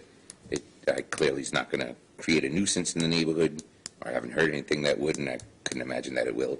And it's not going to hinder the future development of the city. Therefore, I vote aye. Thank you. Mr. Pascal. I will vote aye as well. Mr. Beauplan. Yes, I agree with Mr. Braga's points, as well as I think that there's an argument of hardship based on the size of the lot and the location of the lot, on the street and where it's at. In that this is a better intended use than 3 single lots or even 2 very large houses. So I'm going to vote aye. Thank you. I'm going to vote aye as well. It's a considerable plan and much different what was first proposed on that property. It definitely fits into that neighborhood as well as preserves that neighborhood in there, and it's conducive to the land. Okay. With that, I vote aye. Your request for the use variance, Councilor, passes 5-0. Good luck and thank you. Good luck. Thank you. Look, We're back at 8. 8 o'clock. Yeah.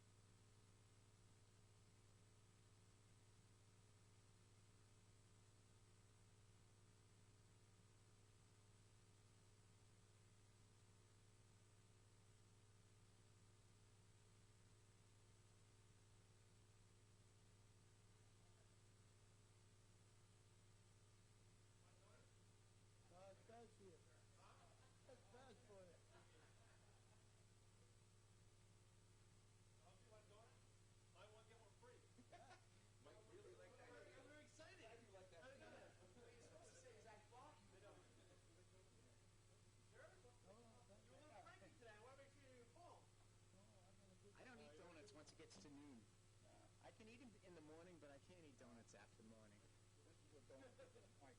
Yeah, I know. I'm doing my COVID Santa Claus thing. That's what donuts do.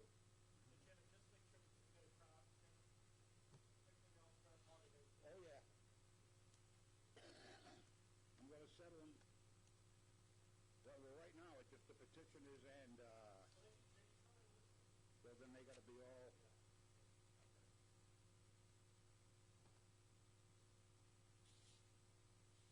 Where is that one?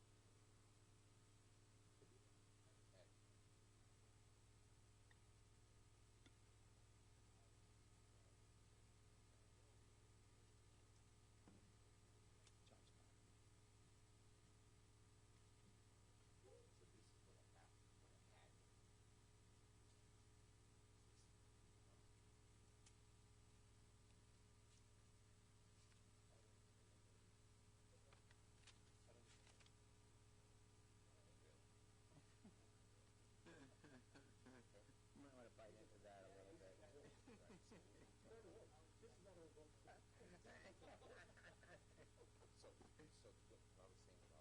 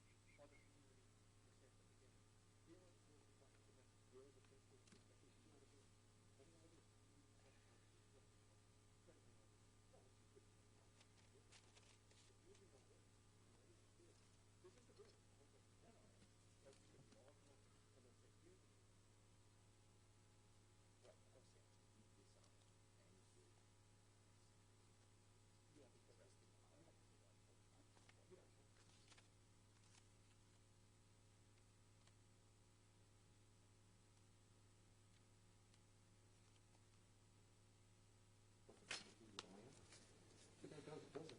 Next person will have it. Oh, you put the structure. Right. So it's supposed to be something that affects, it's supposed to be something that results from the structure of the unique plan, right? So that should be something anybody would have in the house. Of course. Yeah, That's why. I got you. You set? We'll do the discussion.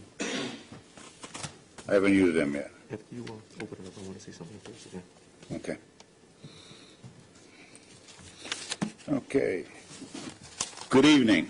Again, we're reconvening this meeting at 8:05, okay? Next petitioner on the list is Pray LLC, 279 Bullocks Point Avenue.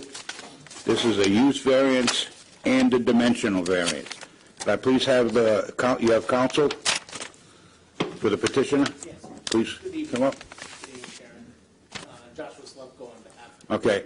I'm going to ask your indulgence, counsel, that when you're up at the podium, kind of bring this down a little bit so we can get a little more better understanding and dictation. Understood. Okay? And the same thing with your witnesses. I like to have you, if they come up, back down, put them in. That way we can hear better so we don't lose any interpretation. All right? Understood. As long as we maintain 6 feet. Okay. So, Mr. Chairman, just for your indulgence, I believe it's in your staff reports as well, but the city has been working on a number of overlay districts. So how we're handling zoning in the city of East Providence, instead of like a lot of communities, people come forth with a good idea and they're either jumping to use variances or asking for rezones. I mean, use variants have a very difficult burden, and rezone actions, sometimes they're not appropriate. They end up in spot zoning situations. So we've been, in order to try to spur development and so forth, we've been doing a lot of overlays. The first overlay district was the Taunton Avenue overlay, which commences at the Route 195 interchange and proceeds accordingly up through before you get to what we call Auto Sales Alley. The second one was just a singular property in Riverside Square. Then we created one down on Newport Avenue. So there's been several. The big one we just recently finished authoring, going before the council, is the first segment of Waterman Avenue. And the reason why I'm bringing this up is because I don't want anybody later making statements, depending on the outcome. I don't know what's going to happen here today, that, we did something post this decision to assist one party or the other. We have been working on expanding that Riverside Overlay District, probably going out a several block radius to encompass a bunch of properties. And the reason why I bring that up is that I know that a use variance is being sought, but that may, in fact, at some point, and not the too near future, and of course it's council action, render that a moot point in that we want to see mixed-use development down there. That doesn't speak to density. That doesn't speak to any of the other dimensional criteria, parking, setbacks, anything like that. I'm sure there'll be some flexibility in that ordinance as well, but the reality is we will be supporting mixed use pursuant to that overlay district. I'm suspecting that there'll be support from the council. I don't know. I'm not a councilman. But if it does get approved, then tonight's use variance will become moot. That being said, right now the regulations does not supports residential in that zone, provided you can meet the density requirements. So it's tied directly back into the use schedule. So that's why you need a use variance. But I just wanted to get that on the record. Okay. So there's no, in the future, anybody making allegations or anything. Thank you. With that, Councilor.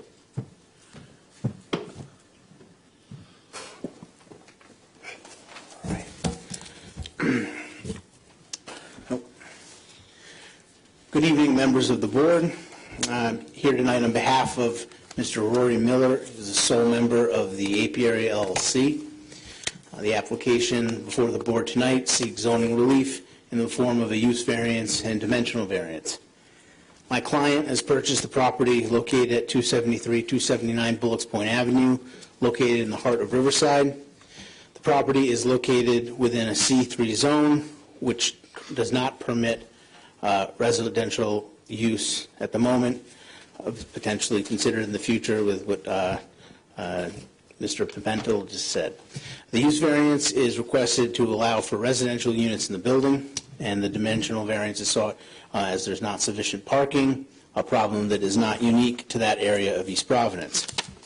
As an overview of the project, my client intends to create a mixed-use residential structure. The first floor would be entirely commercial, with a restaurant, convenience store, and workshop space, and the second floor would be entirely residential, consisting of 7 units. Tonight you'll hear testimony from my client and from Mr. Deller, my client's expert witness. Through their testimony, they'll submit evidence that allowing residential units in this property is the only possible use for the second floor of the property. Further, there will be testimony that the proposed mixed use of the property is in line with the city's future plan for the area. With respect to the dimensional variance, you'll hear testimony that the proposal is made with an effort to reduce the parking limitations of the area and no worse than if any commercially allowed business in a C3 zone were to be allowed there. This building is critical to the resurrection of Riverside Square. That idea is supported by the letter of support submitted by the Community Development Director for the city, Mr. David Bachrock. I hope I'm pronouncing that correctly. I would like to highlight the last paragraph of his letter that states that my client's project is, quote, crucial if Riverside Square is to have a chance to be revitalized, end quote. He also notes that many developers have passed on this project because, in Mr. Bachrock's words, it was not worth the time, effort, and investment. If that letter of Mr. Baccarat is not already part of the record, I'd like to submit this time as an exhibit. I believe it is. Yep. Yeah. It is part of the record, right? It's in our packet. Yeah. If it was distributed to you, it would have gone. Yep.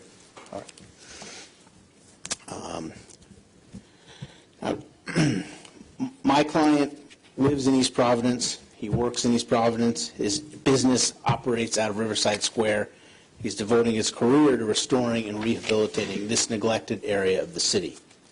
From the testimony presented tonight, I hope you will agree that the residential use of the second floor makes perfect sense. It's in line with the city's plan. It follows the planning board's recommendation. It's the only viable use for my client. And then my client's expert witness will testify that this type of mixed use is critical to the revitalization of downtown centers. With respect to the dimensional variance, I expect you to notice the dramatic difference between the required number of spaces and the proposed number of spaces, the required being 54 and the proposed being 8. I agree that's a big difference, but upon closer examination, I hope to shed some light that it's maybe not as bad as it appears. First, I want to point out that this is simply a problem of having a large building in relation to its lot size with very limited parking available. Even if this second floor didn't exist, the permitted businesses on the first floor would still require 40 spaces. So even without the second floor, we're still at a 40 versus 8 proposed. And this building was built in the 1800s, decades before zoning, decades before automobiles were extremely were rampant throughout our cities. And obviously, we can't simply say, well, then the second floor must be vacant because of a lack of parking. So we have to figure out, well, what's the solution? And we suggest that that's residential use. Can't speak for any of you, but I would maybe imagine that you would think there would be very little opposition to just basic commercial use on that second floor. Now, we wouldn't need a use variance. That would be permitted in C3 zone. But even if office space were allowed there, it would actually increase the number of parking spaces needed. Office space requires 2 spots for every 200 feet of gross floor area. That would be 16 spots.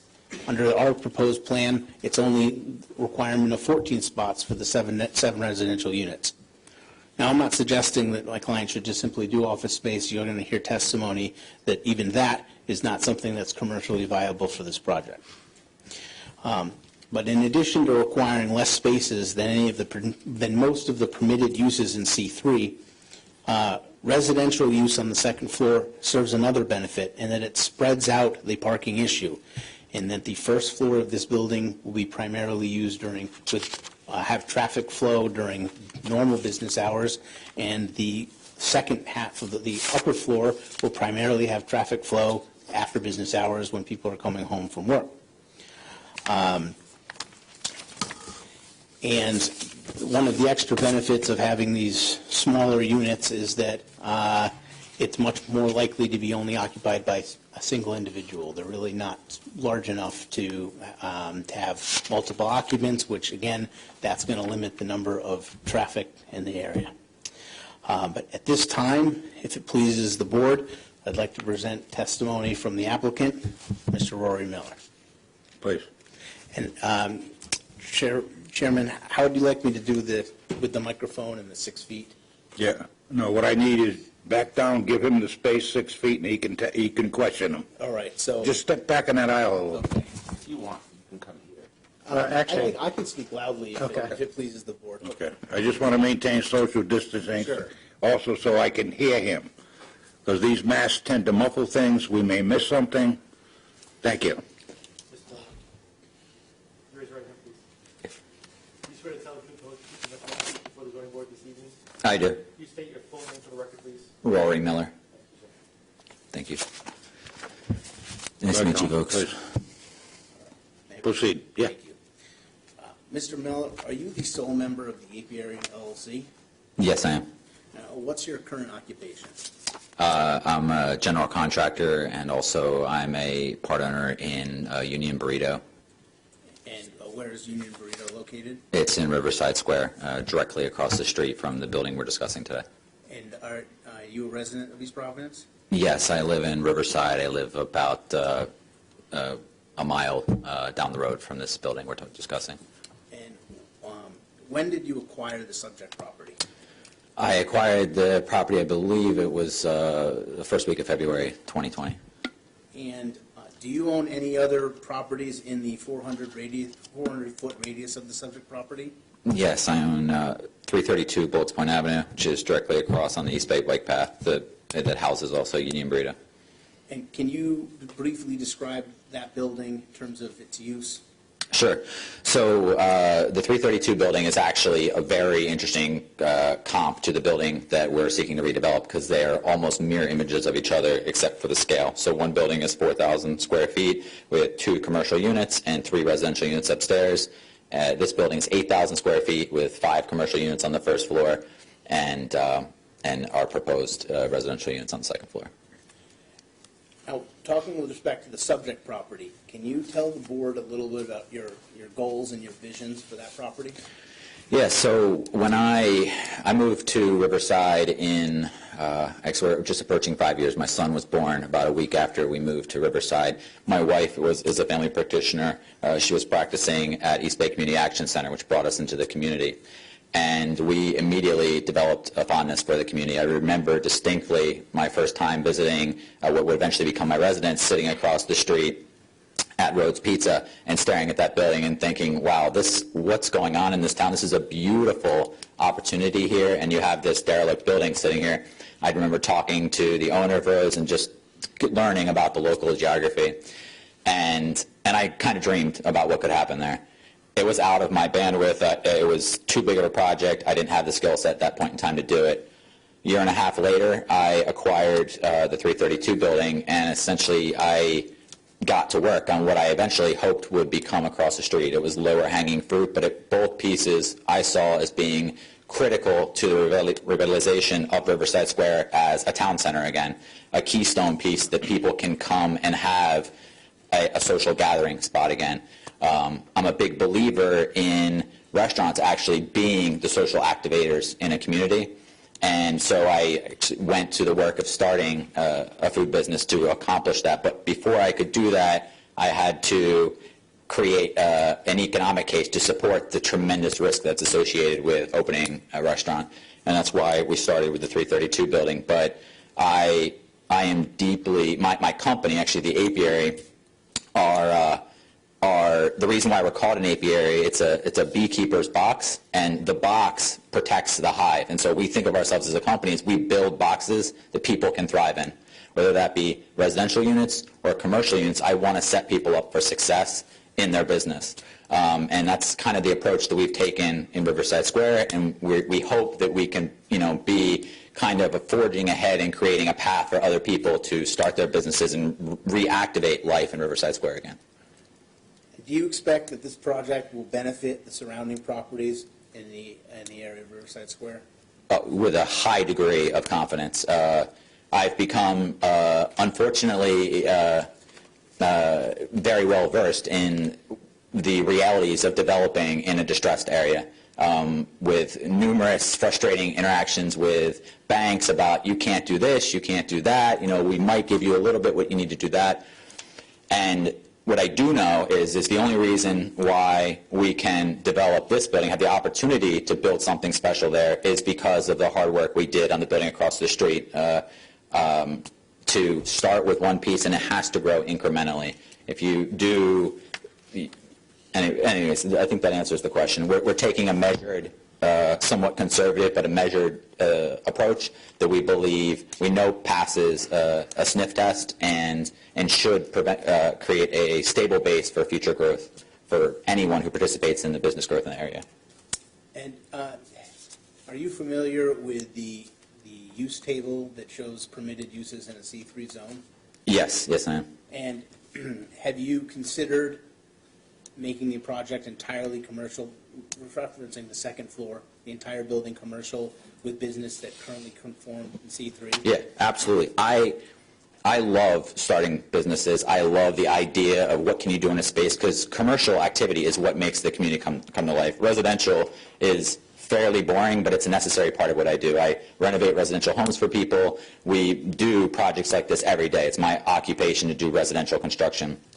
However, residential construction doesn't really benefit the broad community in a substantial way, but it's a very necessary part of the building blocks to get to the exciting stuff, which is commercial. There's a lot of great uses that could have been on there, but you can't, you again have to take small measured steps to get to these uses. We already have a very solid plan for how we will develop the commercial spaces downstairs that are in line with many of the recommendations by the Riverside Square market analysis. This was a report put together by the city in 2017. They actually hired an outside consulting, and this has literally been our playbook since 2017. I was introduced to this document by David Bacharach when he was first passionately telling me about the small successes and the vision that he has for the town, for Riverside Square. And I went through this and I saw there's huge opportunities here that just have to be executed carefully, like anything. You can't just throw something against the wall and hope it sticks. You have to have a measured,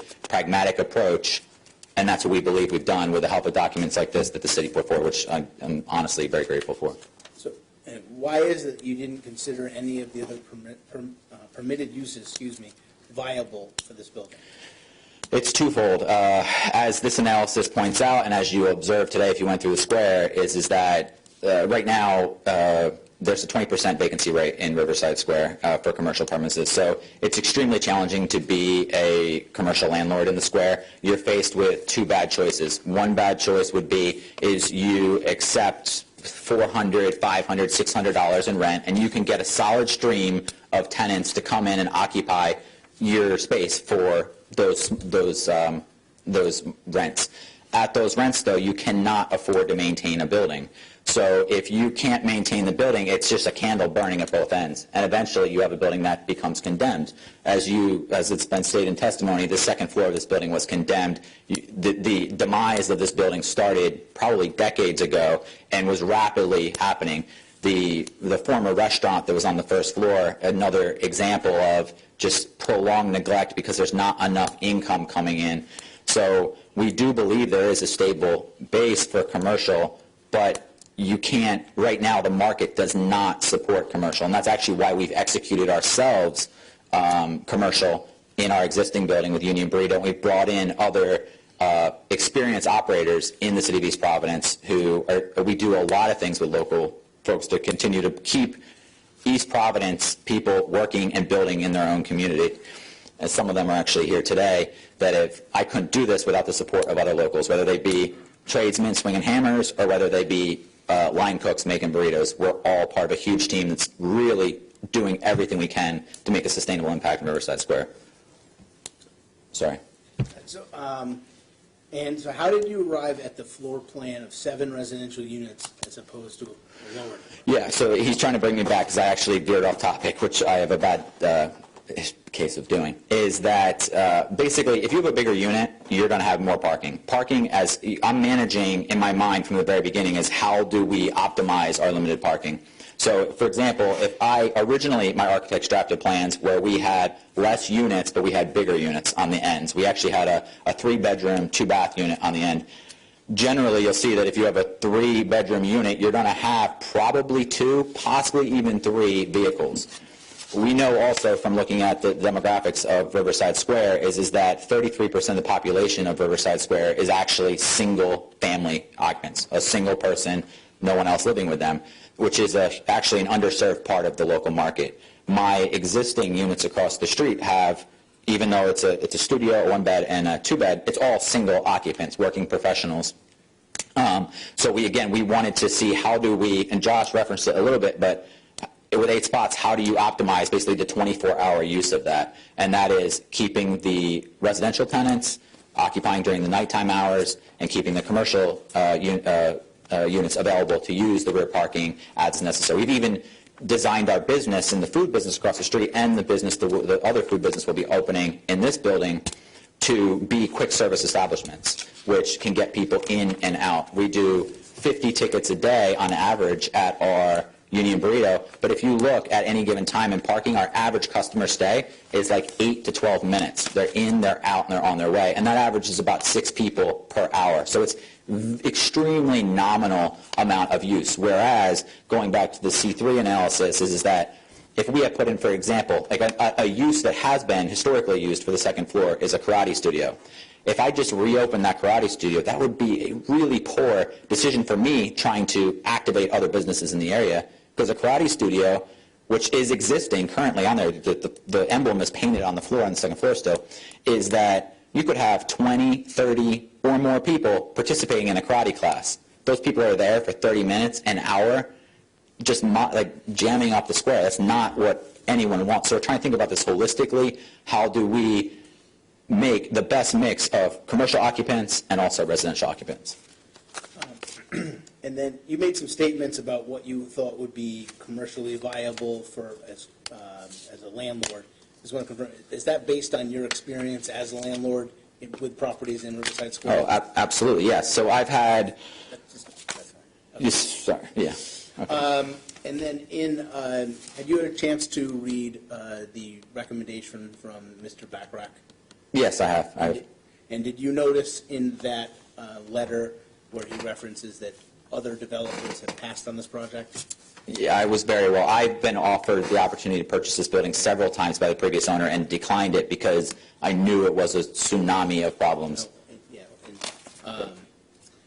So one thing that you told me about that stuck with me today, and you'd said to me when we met something, I might be messing up the phrase, but is if not me, then who? Is that the phrase? Yeah, if not us, who? So can you tell the board a little bit what that means to you as it relates to this project? Yeah, I mean, this is, I've really grown fond of Riverside. I've lived in a lot of places, big cities, small towns, and Riverside struck me immediately. I told my wife, if we ever leave Riverside, we're leaving the country, because I really believe that this is a special place. There is big opportunity here, but people have to take responsibility for change. If me, as a resident of Riverside, doesn't take responsibility for making the change, who's going to do it? Are we going to ask somebody from Providence to come over and save our town, or Connecticut, or Boston? It's our town. And so if not us, if not the civic leaders, if not the business leaders, if not the development leaders, who's going to do it? And we know right now nobody's going to do it, because they're thinking, as Mr. Bachrach testifies, is they're looking at a spreadsheet of numbers and doing calculations. I'm looking at, where are my kids going to go safely on a weekend? Where are we going to ride our bikes down the East Bay Pipe and end up at a destination? That is a different set of criteria.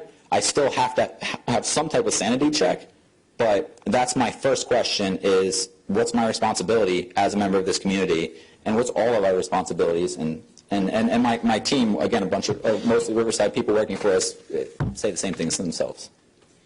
So wrapping up your testimony, just correct me if I'm misquoting anything you said, but is it your experience that the only commercial viable use for the second floor would be residential? Yes, I strongly agree with that statement. And you've explored having less number of units, bigger apartments, and the impact that would have on renting the property and the parking? Is that correct? Yes, that's correct. And based on that analysis, do you believe that 7 smaller units is going to have the least impact on parking? If parking is a metric you're interested in, I mean, there's multiple metrics that point to why it makes sense. Parking is absolutely one of them, because that's something that's not going to change in the immediate future of Riverside. We have the layout of the town that we have. Hopefully, more parking will become available as the economic case for the town increases. But this is, yes, it's been thought about for a long time. I've been thinking about that building and how to make the calculus work since 5 years. And based on your experience as a landlord in Riverside Square, what are the type of tenants you expect to have in these apartments if your relief is granted by the board? So I've been a landlord for 3 years, specifically in Riverside, 15 years throughout multiple cities. But in Riverside, we primarily get working professionals. I have a we actually get a lot of nurses for whatever reason, but a lot of single nurses. I've had a handful of them. I have an engineer who spends half the time in California and half the time in Rhode Island, and then I have a solar energy installer who's in my studio apartment, and that's very typical. I've had an ROTC working professionals. We make high quality units. If you look online at the kind of product that we make, you'll immediately recognize that it's not something that, oh, let's just put together something cheaply and hope it works. We take pride in our work. Our company motto is build what we believe in. If I don't believe that it's a great thing, I'm just not going to build it. It doesn't make sense. So our housing units, I want people to be proud where they live, and that's what we get. And we get tenants that it's a high caliber of tenant that we bring in. And so that's the types of tenants that we get. So I believe that concludes my client's testimony. I'd like to certainly open up to questions from the board. Okay, Counsel, we will do that. Thank you. Thank you. Mr. Pascola. Yeah, quick question. The proposed education center, I think I know the answer, but is that like an art space that you're doing? It's a maker space. So a maker. Yeah. So it's a maker space. There's different iterations of that, but you'll find examples of that in a couple different communities that have been very successful. Maker spaces are great for activating anything from entrepreneurs to kind of tinker with their business, all the way down to education centers for children. So I have two young boys that are in Waddington, and one of the things that we identified is that Waddington, we would like to be able to create this education center where young kids that are in the local elementary schools can have a place to go and be a Bob Walker and city engineer, who they've all been through and abreast at every step of this process since we started back in February. Back in the 60s, on the second floor was a jewelry shop. It was run by Betty Tsunami. And then the city come along, and it was Langton, Cook, White, Almeida, and Hayward. They decided they were going to do Riverside Square over. So first of all, they condemned O'Neill's gas station, and they were going to sell the property. Well, you can't do that. You take things on eminent domain, it's got to be for public use.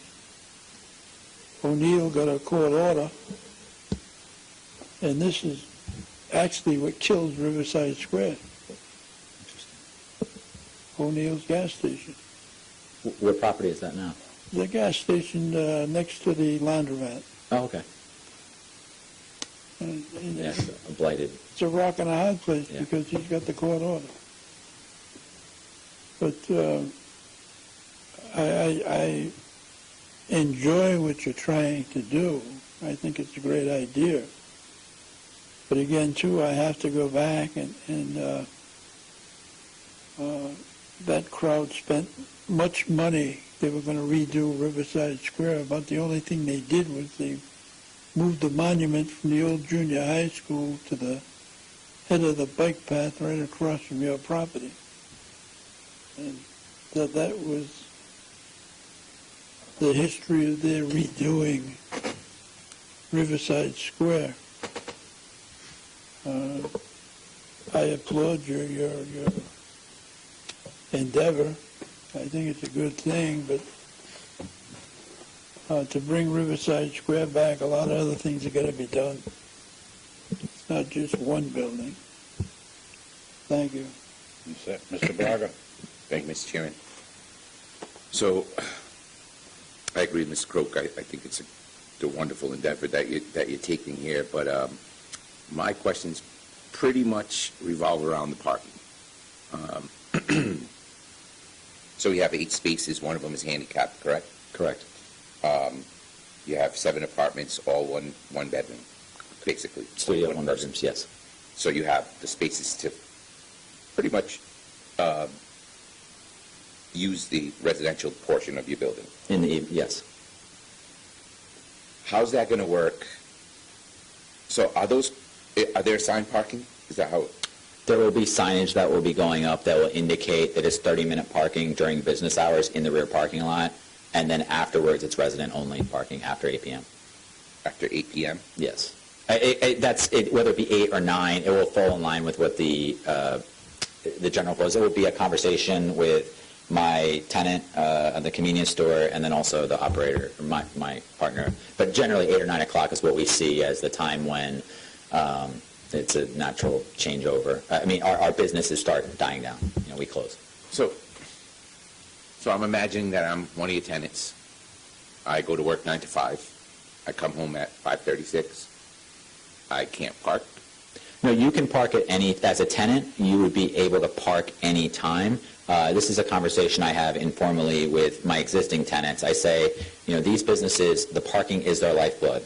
We appreciate that if you come in this period and you observe the rules that anyone would use in that time, even though if they did, I would understand if they parked, you know, for any period of time. But it's a courtesy to the businesses to understand that parking is important to them. At the same time, the businesses right now, I would struggle to find many days where we've used 8 spots at all for our current restaurant. Like, it's just not we're not doing sit-down restaurants where you have 15, 20 people sitting down at tables. It's quick service, and that's frankly the industry trend. I mean, takeout and quick service it's, I think, here to stay, even before COVID, and now even more so with COVID. We're doing a lot more delivery services, so they're timed running in and out the door as quickly as possible. So, you know, the tenants that we've had over the 2.5 years renting on the second floor are appreciate and actually really find a lot of value in having those stores downstairs because they become friendly with the owners. They're one of our, you know, better customers in many cases. So nobody wants to do anything that, if you can make a small gesture by not doing something to hurt your friend, you do it. And that's the way we did. So are you saying the building across the street that you own yes. has off-street parking? No, we have no parking. That building has never had parking. Right, so you have residences upstairs? Correct. 3 occupants, three units. Okay. And they don't have any off-street parking? Correct, yep. Okay. Right now, we have an informal agreement that I sat down with the pastor of the Riverside Congregational Church, and when we have a snow emergency, a parking ban, he permits us to use his parking lot during parking bans under the agreement that we vacate that parking lot as soon as the parking ban is over so he can plow the lot. And that's been ongoing since the day I met. He was very accommodating and said, I understand this is important for your business, and it was okay. So, do you see customers utilizing that back parking lot for the convenience store right now? No, I don't. Actually, do you see customers utilizing that parking lot for any of the storefronts in that building? Well, everything's vacant now. Everything's vacant, but so I really can't speak to that. I mean, I've lived in Riverside for 5 years. I think the grill was only open for 2 years afterwards, and I frankly never visited it. But I don't. I mean, the traffic, particularly the convenience store, it is in and out. I would say at any given time, there's 1 to 3 cars parked in front of the convenience store, and they're there for a matter of minutes. Sure. And they never go in the back lot because, frankly, I don't even know if I should say this, but the back lot is not very convenient to get in and out of because it's a one-way street. So I think people actively try to avoid going down that street because then you know you got to make a loop around. So to me, when I saw this, I mean, the first thing that jumps out is the lack of parking, obviously, but then you take a look and you see this development that we have across the street here where we have mixed use because of the overlay, and then I read that the overlay may or may not be coming, but that kind of use in that type of area is what's coming. Whether it's by us giving use variances or by the city making an overlay district, that's the direction it's going in. But then I see a parking lot and I think to myself, it's not very accessible, like you said. I guess my point is, why not just assign why not assign it to the residents and have everything on the street anyway? Because in reality, that's what happens. That's what's always happened there. I haven't put a lot of thought into making it exclusive, other than my lease with our current occupant, he has asked that we keep that available for his customers, even though, and you could ask him to testify, he's in the room, what his customer traffic pattern is. But the people that park in that lot historically that I've seen now, having working in the building since March, is people from the 5 unit directly behind us that has 0 parking. They, despite signs saying you cannot park here, et cetera, they utilize, and it's consistently 2 vehicles. So yeah, they're the ones that have, that's, as far as I've seen, the only people that are there. We have, a delivery comes in once a day for the convenience store, and the way the layout is, it's actually convenient for a delivery driver to come in on the because the building has an irregular shape, so there's like a nice alley they can pull to go right into the store, drop off their goods and be out, and actually it doesn't impede the parking as long as they're not blocking that entrance, which they don't need to. Okay, my last question is just, when you were speaking to Mr. Beaupont, did you say you're going to move Union Burrito over to the new No. the Buckets? Oh. No. So because of COVID, we had a food truck that was associated with it. It's actually how we launched Union Burrito. You may remember Proud Mary's Donuts. That was a ill-conceived exercise of me trying to get some energy started in the square. We started Union Burrito as a food truck because we wanted to experiment with a new concept. It caught on, and then we moved that in there. So we still had the food truck, and our plan for this season had been that we would be going to festivals like we did previously. When COVID came, all the festivals were canceled, so now we had a food truck that was highly, so we had to think of how we do it. So we found out that you can essentially, it's called Fuse and Spark, but it's actually a menu item. So it's a set of menus, like you have an entree and desserts. Fuse and Spark, which is our burger shack we're calling, is actually a menu of Union Burrito. So, but we want to take that from being a menu, like a sub-menu from Union Burrito, and actually making it a physical store. We have 4 full-time people who are working on the truck right now, because in a small size, that as of November 20th, when our outdoor food license expires, we need to move them into a new space. So we will be moving that into Riverside Grill, and that's American staples, I would say: burgers, fries, shakes. That's all I have, Mr. Chairman. No hot weenies? If we could execute it well, I wouldn't be opposed to doing it, but I want to be able to do a small menu extremely well. So I'm actually vegetarian, so I wouldn't even know a great hot weenie if I had one or something, but you could, Okay. my chef is right here. First of all, I've been in that area 48 years. My kids grew up on Dyer Avenue. It was my first home in Riverside, because that's all I could afford, was the $20,000 house on Dyer. Everybody remembers Riverside, what it used to be. I hope there's some in this room know the word maze. We know that. The old railroad station, Bucci's clothing shop, the tailor, or Archie's Fish and Bait. The weenie joint was always there. Unfortunately, we still have the gas station, Jerry's. That was a battle that Mr. Croak alluded to, that has considerably held up that area for many years. But time is time, and all things happen in time. I did the first study on that when I was in the planning board, okay, to revitalize that. And I've been off the planning board 20 years, or 24 years I've been here. We finally got rid of a jewelry shop there. Not the one upstairs, the one across the street. If everybody remembers that mess in there. And things have kind of halted. We got that delicatessen out of the old railroad terminal, okay? And we got a very nice coffee shop in there right now that's run very well. Riverside Square needs influence, much as the maze needed influence, because the maze isn't the maze anymore. The maze has come a long way, very long way. What you're doing, I'm very appreciative of, because hopefully you will be part of the next catalyst that we need to develop that square. and I think it's going to happen. And I think the Renaissance will take it. As far as the parking, to get back on the subject of it, it's always been that way. They come in, they run in the store, they run out. They run, get the weenies, leave. You're never in the weenie joint more than a half hour. And most of that time is picking the kids up off the floor because they spun around on the stools and fell. Or they cried and you had to get out of there. I kept those stools if you want some. It was a different world. But I don't think that parking lot,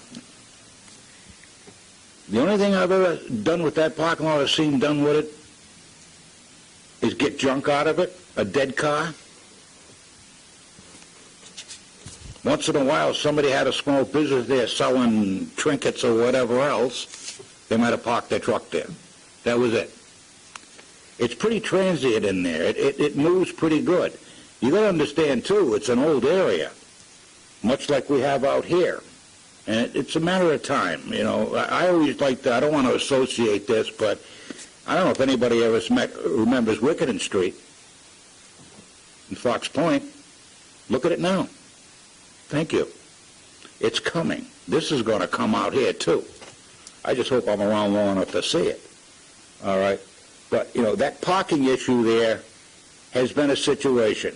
I've always hoped that whoever took this building in the front and finally put it back together again, based on the economics that we're living through and also the social situations we're living through, you've got a bus route, you've got a bike path. That influences people in a one-unit type area. We need to get rid of the old post office. I know it's older in time, but it's falling down, that building in the back, the old post office. It's being saved. Huh? That somebody is saving it. Oh, good. He's doing an amazing job. All time. He's here. I mean, that thing is history. The new one's across the street, and that's closed in the square. All right, it's Napa, used to be Napa Auto Parts, I guess, you know. But I've never, in my 40 over years lived there, have seen that parking lot be utilized to where it should be utilized. Everything is a stop-go in there. Or it's walking, or it's the neighborhoods walking through. And those are pretty congested neighborhoods, and again, those neighborhoods have changed considerably over the years. It's, you know, and people have made investments in that area.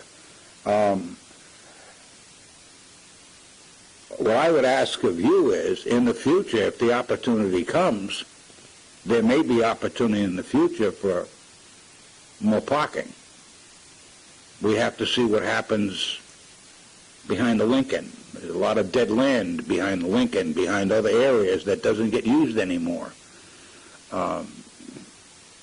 And again, I think it's got a mixed area. It's a vehicle area, but you have a bike path, you have a bus line in there.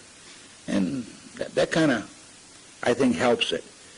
We want to maintain the Renaissance in there, and I think there's a great move on trying to recruit those type of people into us, the artists. We need the creative people in.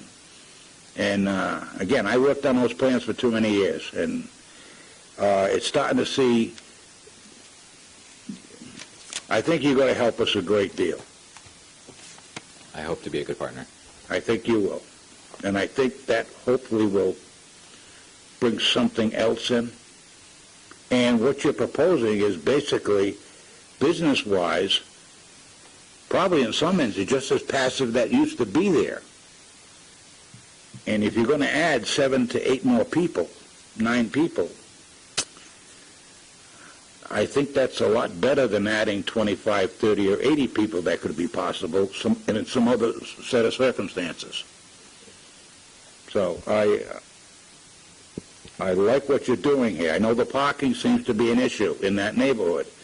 My question to people are, how many times do you park in front of buckets and stay there in buckets for a half hour? Or the weenie joint. You're in, you're out. That's how it used to be. You want long-term dining, then maybe we have an issue. Again, that's my piece. I like your plans. I thought they were excellent. Hopefully we can get some development across the street. It's going to change. Unfortunately, it has to change. It can't stay the way it is. And not to reiterate, Jerry's only going to be there so long. He's outlasted me 48 years. We'll see where he goes next, okay? But anyway, that's all I have on this. Anybody else? Yeah, that old Vanke's jewelry shop, it's contaminated land. The Vamcos? Yeah, where they tore down the jewelry shop. Yes, I don't know who owns it now. the city does. The city does? Did Yeah. you ever think of talking to them about a parking lot? Yes, well, not a park, the city has, they've had a request for proposal out several times. I believe they issue it every 6 months approximately. David could speak more to that, the Office of Community Development, but the city is requesting only proposals that are mixed use. I think they're requesting 2 stories of residential and a single story of commercial in that parcel. Unless they change the RFP, I don't even know if you can make another proposal for the site. But it's been, I know, a long time trying to get somebody to hop on that parcel. It's because of the restrictions of the grant that we got to take it down. Yeah, in the remediation issue. Okay. Yeah, I think it has And to. so those terms of endearment can be shifted, adjusted, or moved. Then we're kind of in a block, but that's another piece of property. So. Yeah. This could influence that, too. I don't know. I believe Mr. Bacharach's letter referenced that. That's certainly his hope as well. So any other vote on it? Mr. Cloak? Anybody? Okay. Now, Mr. Chairman. Mr. Chairman. Huh? If it pleases the Counselor. board, I had an expert that would testify. Yeah, I'm not done yet. No, Thank don't get you. ahead of me, I thought, Counselor. I thought you were just. Oh, no. Yeah. I'm going to bring up everybody in a minute, okay? I just wanted to make sure that this board doesn't have any further questions or concerns. All right, now, do you have experts, or do you have people who are just going to testify for or against? I have one expert here, to be honest. All right, then bring the expert up, Okay, thank you. Should I sit this up? because then we have to complete your presentation. I just wanted to quickly address a couple comments from the board, which, with respect to Chairperson, or excuse me, Board Member Braga's question about the parking. We can't predict the future of what tenants will be there, but I think we can say that if there was ever going to be a tenant who wouldn't have a car, it would be this property would be ideal for it in the sense that it's on the bus route and it's on the bike path.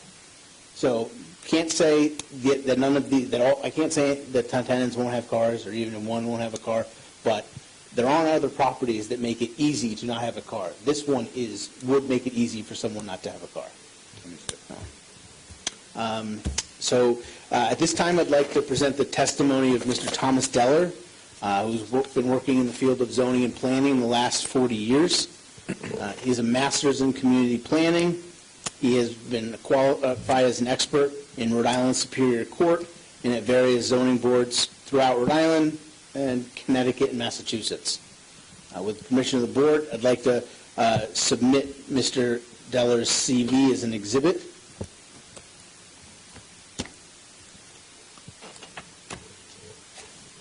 Motion to accept CV as Exhibit A. Second.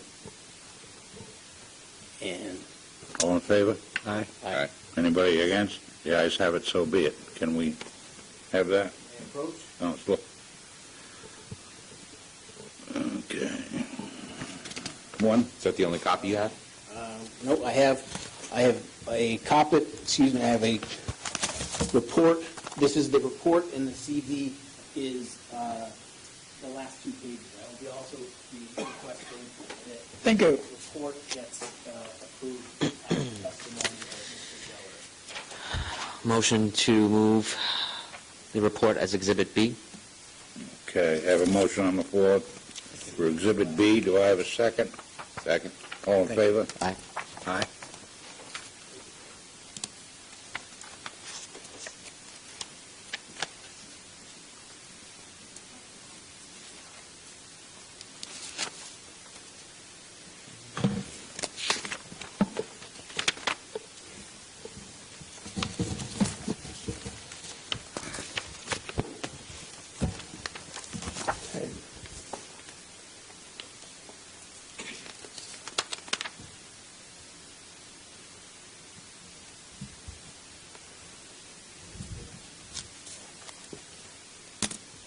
Councilman?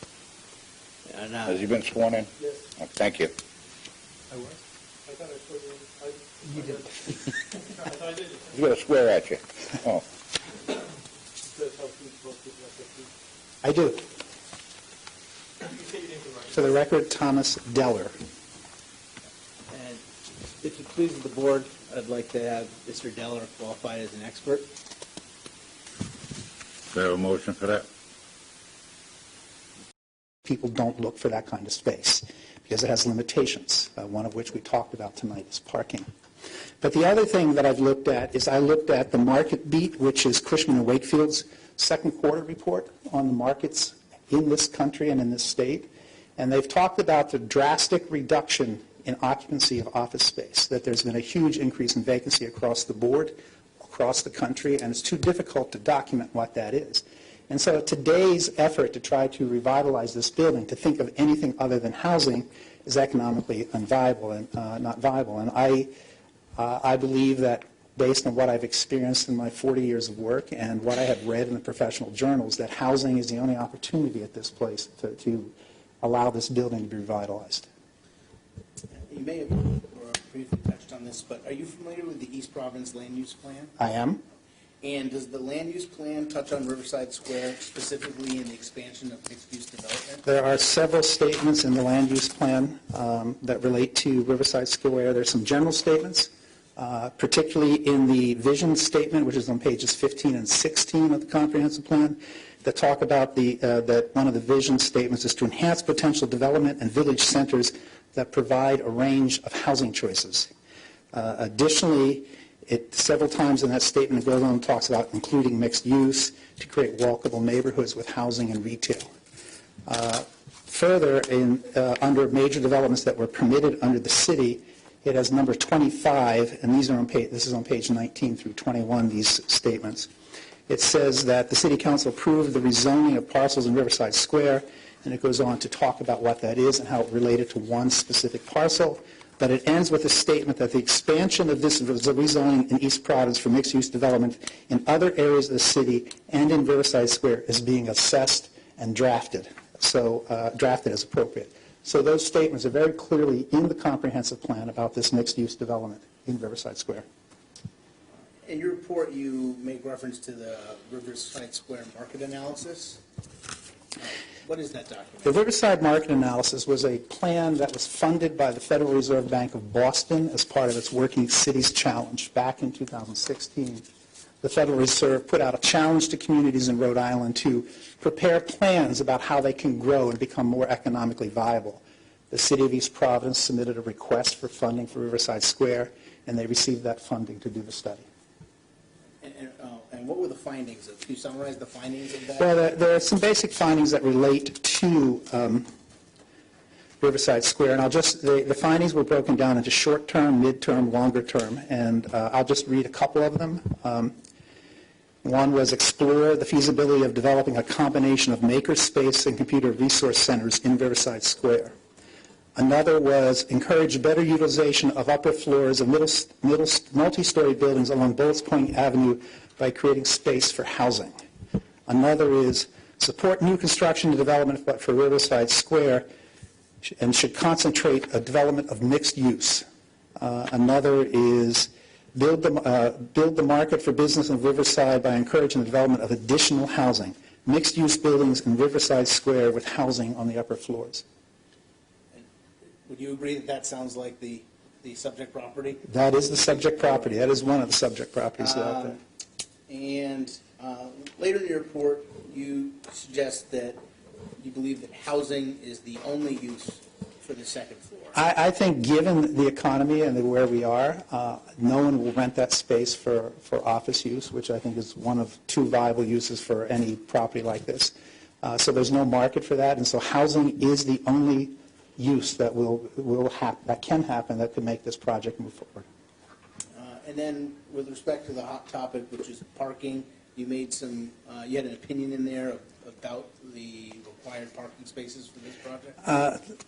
Ultimately, every development discussion comes down to parking. And I think that one of the things that we're learning as we look at redevelopment, that parking is not as important in urban settings as we all think it is. We expect it. We think it should be there. There are many communities that don't require parking anymore in this kind of development. When I was in Providence, we eliminated the parking requirement in neighborhood commercial centers because we knew that market condition would take care of it. It may be a convenience stop where someone runs in and gets a burger or a sandwich, or they run into a convenience store to get some milk and then leave. That the market conditions for housing, usually there's some parking available, but people will change ways that they travel. There is a bus route. There is a bicycle route. Parking is something that the city has to address long-term and need to think about some shared lots and other things like that. They already allow shared parking. But parking should not be an issue that decides whether something goes forward or not. I don't believe that parking is the issue, is the important issue that we have a tendency to give to it. And in fact, there are a number of reports that have been issued in the last few years. Things like The Trouble with Minimum Parking Requirements is one book. Another is The High Cost of Free Parking. Both of those are by a gentleman named Donald Shoup. Many planners use them to evaluate how to address parking and development. And then the Parking Network has an article out called The Parking with Minimum Parking Requirements. And they all point to the fact that we think parking is going to save our communities, but oftentimes, if not well thought out, we end up demolishing buildings in prime locations to make parking when we should keep that building, fix it up, and figure out another way to address parking. So I think that the amount of parking there, given the projects that I've done in both Providence and Hartford, is more than adequate. And then lastly, in your report, you indicate that makerspace would, I guess you can explain it better, but be a permitted use if you combine. Why don't you explain it? So, makerspace is one of those interesting things. It's really a place to be creative, to learn, to try new techniques. And if you go through your zoning use table, you actually have a series of uses that are listed that are somewhat similar. You have engineering research. You have technology research. You have medical research. Those, in many ways, are makerspaces. They already are permitted, but they don't have the label makerspace. And so I think that if we truly understood what a makerspace was and we understood the flexibility of what that is to try to make a difference and to grow jobs, that we'd look at the use tables we have and say, oh, we can figure out how to make it happen. But your plans say it should happen. And so I think that it's logical that you already have a few pieces that are probably makerspace already permitted, and it's just a matter of granting a little more breadth to make sure that it can happen in the right way. Thank you. That concludes my questioning of Mr. Deller. Any questions from the board of this witness? No. If we have them, we'll get you. Thank you.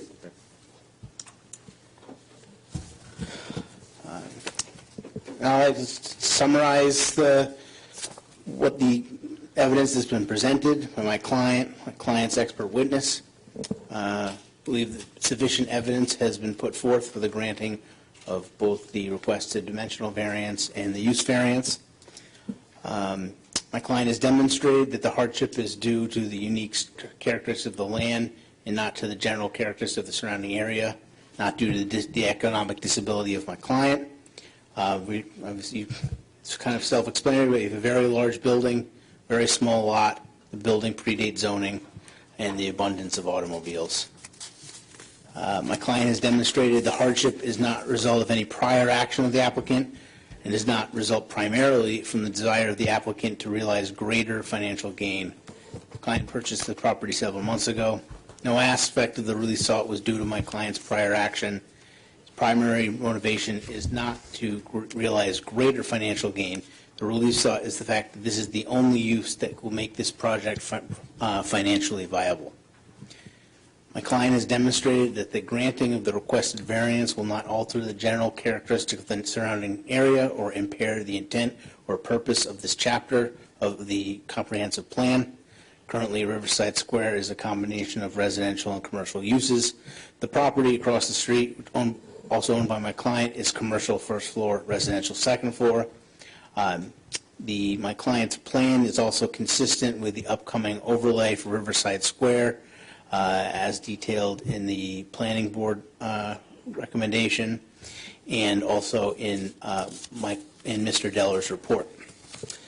My client has demonstrated that the relief is the least release necessary.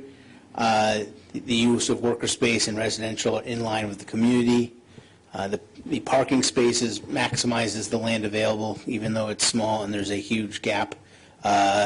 Having residential spaces and small units, and my client feels that this is going to create the least impact of parking in the community, especially with the businesses operating at one time in the residential, expecting traffic flow later in the day. The location is pretty much only suitable for smaller studio apartments that will attract a single tenant. Couldn't make a very large apartment that would require less parking, because a very large apartment at that location in Riverside Square is likely just to remain vacant. And then, as I mentioned previously, the other potentially viable use would be office space. As Mr. Deller stated, that's not even really a viable consideration. But as mentioned before, that even if office space were just allowed on the second floor, it would actually require 2 additional spaces than what's been proposed in my client's plan. With respect to the requirement for dimensional variance, my client has demonstrated that he would suffer more than a mere inconvenience if the relief sought is not granted. This project really doesn't work with anything but residential units, as demonstrated by the testimony tonight. If the dimensional variance is not approved, it would essentially render the second floor useless. And as I mentioned before, even if a commercial were approved for the for the second floor, we would still have the same dimensional requirement relief, because there's just simply not enough parking there. And then, with respect to the requirement of use variance, my client has demonstrated that the structure cannot yield any beneficial use if required to conform to current zoning regulations. Yes, this is a high burden required in the hearing, but however, this is a case of this is a case where the burden has been met. Through the testimony of my client, Ms. Della, I hope the board agrees that residential housing is the only beneficial use of the second floor. That concludes my presentation. All set, Counsel? Yes, thank you. Okay, members of the board, do you have any questions or concerns before I allow this to open up to the public? Hearing none. Is there anyone in the audience wishing to speak in favor of the petition? Could you please come forward?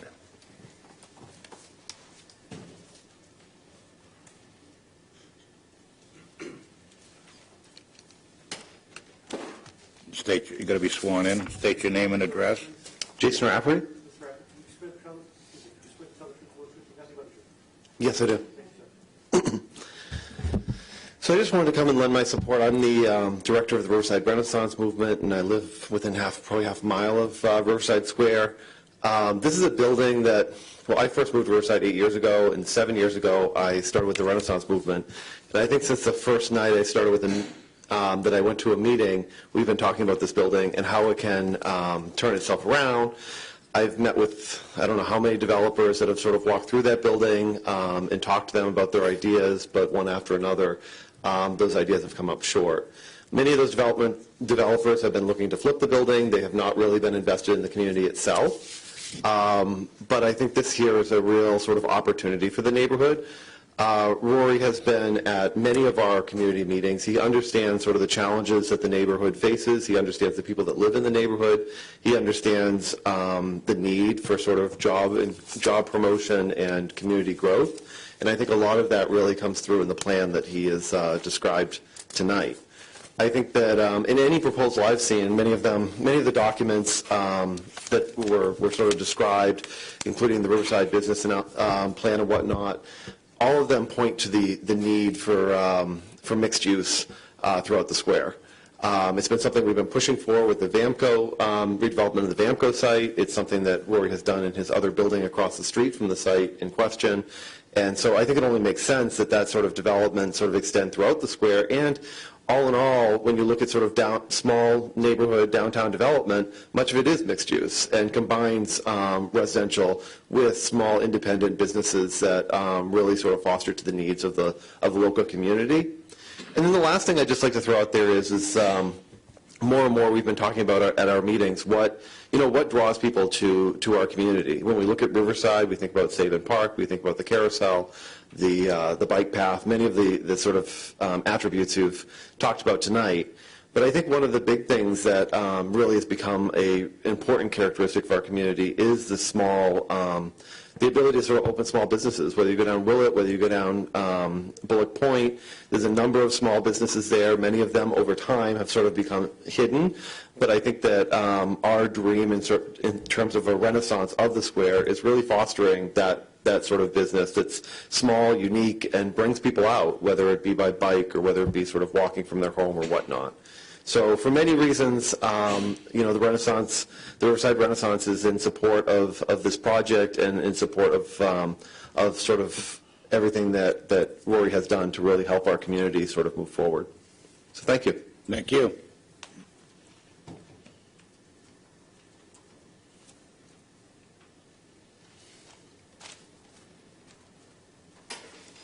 Thank you. Thank you for your time.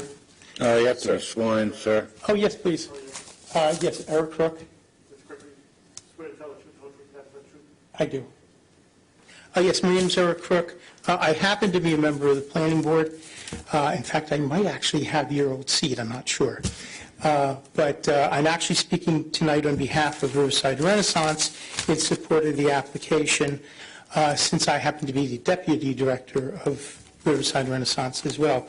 And I happen to have been the member of Riverside Renaissance, or one of the members of Riverside Renaissance, who worked with David Backrack on the challenge grant, and I was on the challenge grant committee. So I know what was applied, and I think one of the issues that was mentioned early on was that the potential of an overlay district would have made this entire proceeding moot. I do want to point out that when it was under discussion in the proceedings of the Challenge Grant Committee, the then acting director of the planning department had asserted that it had already been taken care of. And so I think that at this point we have to look at this and say, well, a lot of the discussions that took place in the Challenge Grant Committee and also at the Riverside Renaissance meetings certainly would have given Rory the impression that there was going to be less of an issue in terms of this development application than took place. I do want to say one of the things that's been mentioned in passing is the fact that there's a bus stop across the street. And I know from my experience in transportation planning that the closer a residence is to a bus stop, the more frequent the bus use is going to be. And that you're going to get a residential clientele that is just starting out. Maybe they're 17, maybe they're 18 years old, and maybe they don't have a car yet. So maybe they work downtown in Providence. It would have even been interesting if Rory, making mention of the fact that he has his residence now, I would imagine that a number of those residents don't have a car and already do use the bus. So when you look at the amount of parking spaces that you mentioned, I think there's a very good possibility that the 8 spaces really will be adequate for the residential use. And I've used the Buckets building myself, driving through, picking things up. And I think what you said before was entirely accurate. You don't spend more than 10 minutes there at a time. And so it's just hop in, drive off type of parking activity. And in fact, that whole area around Riverside Square is conducive to that. But I do think that if we don't see this project go forward, that it's going to put a damper on all of those efforts to revitalize Riverside Square. So having said that, I do want to also, a few other local residents had wanted to come down tonight and make a statement before you folks. But because of the coronavirus, they were kind of afraid to come out, so they kind of enlisted me. So I do want to read you two letters. One is from Pat Ribolo. She lives on 34 Pine Street in Riverside. She says, to whom it may concern, I have been a resident for 60 years in the Riverside Square area. I watched it as a vital part of the neighborhood to become an unpleasant area. In the past 10 years, I didn't like anything about the gateway to Riverside. Once again, Riverside felt divided. Now that Sabin Point is a showcase, Larissa Park is beautiful, the renovation of the Buckets building is a dream come true. Please vote yes. Our city needs to support the vital improvement to this gateway. And then she put like big asterisks, and she said, rezoning for residential use is an imperative for us. I guess I'm supposed to, raise my finger at her or something like that. I don't know why she put it that way. What's her address? That was Pat Ribolo. I said you want to put that for the record? Yeah. That was Pat Ribolo. Actually, the maiden name was McCarthy. That's an old family from the Mays. You know it. Okay, the Millers. There's so many of them. Okay, Kristen Lund is the next one. Can I have the address on Pat Ribolo? Yes, I'm sorry. It was 34 Pine. Okay, thank you. And Kristen Lund was the next speaker, next letter. I, Kristen Lund of 65 Bluff Street, Riverside, would like to state my support of the rezoning of the Rip Buckets building on Bullocks Point Avenue in Riverside to include residential. As we are all aware, our city has a shortage of rental units. We are also in desperate need of further revitalization in Riverside Square. Rory Miller of the apiary has proven time and time again that he provides an above-average quality product of craftsmanship, thoughtful aesthetics, and integrity. I believe the rezoning of this property to include residential will contribute to our residents and our city as a whole. We will all benefit. Thank you, Kristen Lund.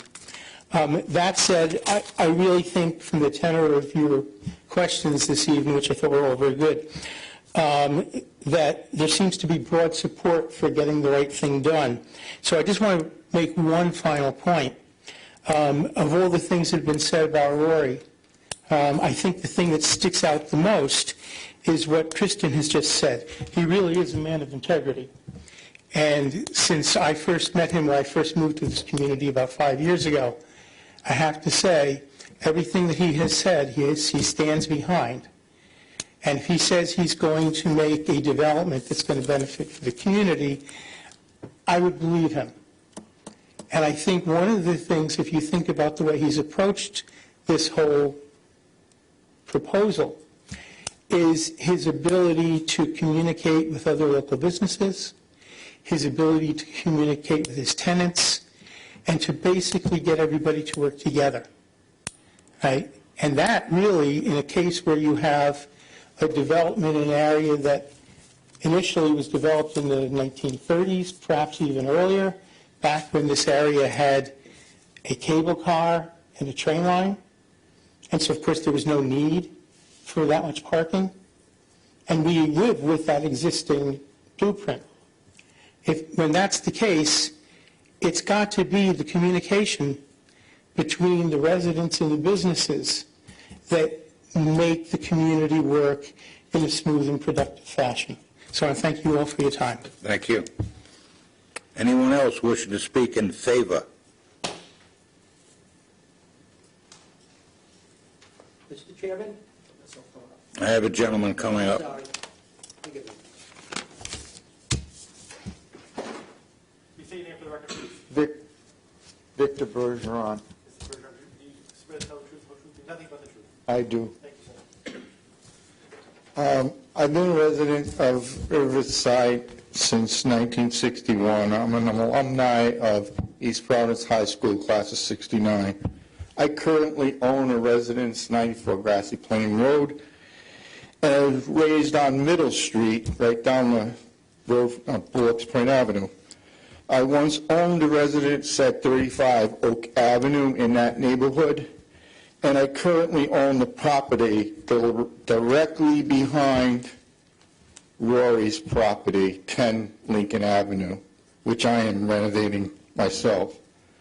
I'm here to encourage the board to grant the variance Mr. Miller is petitioning for, as I believe it will help revitalize the Riverside Square, in which has declined for many years. Riverside Square used to be a destination, a gateway to Crescent Park. Now it seems like it's a dead zone. I remember way back when there was the Five and Dime in that building. There was the Weenie Joint, of course, the Buckets General Store. Across the street from his building used to be the drugstore. We used to get cherry soda before they even made cherry soda in a can. It was a candy store over there. Yeah, it was a drugstore, and they had a fountain there. Yeah. And I can remember the clock in the square, which is gone now. Riverside has been depressed for too long. Please consider his petition and his offer to enhance the Riverside Square area. Thank you very much. It was Red's Candy Store. Oh, it was Red Caligaro, but I'm talking about right in this building that he owns now. There was no, I mean, I'm talking where the laundromat was. Yeah. That used to be a Drexel drug or something like that. Yeah, it got torn down. Yeah. Fire, didn't it? I don't remember. Was that a fire? All I remember is getting the soda there for 5 cents. Yeah. Oh, yeah, that don't happen anymore. Anyone else wishing to speak in favor of this petition? Hearing, seeing none. Anyone wishing to speak against this petition? Mr. Chairman, I don't know how to present this. I was handed a letter by Fred Vinatero, and it's for... Lad, take that down. Oh, I am sorry, Gene. Yeah, okay, thank you. Yeah. I'm old. I'm old, as old as don't you. work anymore. Fred handed this to me, he couldn't make it, and he asked me if I could get it read into the meetings, minutes. Would you like to read it into it, or would you like me to do it? Submit it to the clerk, and that'll be part of the record. If you don't have I would like it to be read. Okay. Did you swear him in? I did not. He's reading a letter. I can't swear him. He's reading a letter. Oh, okay, all right. Do you want me? To be read? Yeah, it has to be read, lad. You do it. Dear Zoning Board, my name is Fred Vinatero, owner of Vinatero Properties, and the properties from 3712 to 3736 Pawtucket Avenue in Riverside. I'm concerned about the application before you on this date. I think it is great that someone wants to improve the buildings in Riverside Square, but I am concerned about the fact this project has gone without parking approval. Parkings for tenants need to be addressed, as well as the parking available for the retail stores. I have concern about the total numbers of parking spaces available. I'm also concerned about his other property at 326 Bullocks Point Avenue. He's in the middle of a similar project at this address, and he has only completed the apartment portions of the building in one retail space. This completed retail space is for his own business. If you take a closer look at the property, you will see there's a similarity to the project we're here to discuss tonight. I'm afraid we'll be left with two incomplete projects, and the apartments will be completed, and the retail space will not. In speaking with the applicant, he informed me he needs the approval from the zoning board, or he will not get the money from the bank. If the bank does not give him the approval, I'm afraid we'll be left with a bigger mess than we originally had. I'm 66 years old. I remember the Stanley White saga, which still goes on today. I approve of this project and would like to see the project happen, but under the right circumstances. Okay. Can I? Just for information, we can consider I can't consider that 300 Bullocks Point situation because it's not part of this petition. I understand completely. Okay. No, I let it into the record, but I'm saying, I was just Freddie should understand that, you know? That's, he asked me to do it. Yeah, no. You no understand less. the reasons why, I'm sure. Yeah. Okay. Then you Who can do give I? it to the clerk. Thank you very much. But I wanted to get it in the right sequence. Thank you. Anyone else wishing to speak or speak against? Please come up. No. Now, Name, please. Lad William Meyer. You swear, sorry, you swear to tell the truth, the whole truth, and nothing but the truth. I do. Thank you, sir. Thank you. I submitted a letter to the board already. I'd like this to touch on it real quick, and then after that, I would like my son to speak on my behalf. That piece of property will eventually become one of his. I own 285, 289 Bullocks Point Avenue. It's an abutting piece of property to the parcel in question. As Mr. Cook and Gene knows, I sat on the zoning board. I sat on the zoning board with both of you at one time. The standard for granting a use variance to a property is very, very high. And you have to prove there's no beneficial use, no other use for it. But if you go up and down the street, there's a bunch of uses that people have no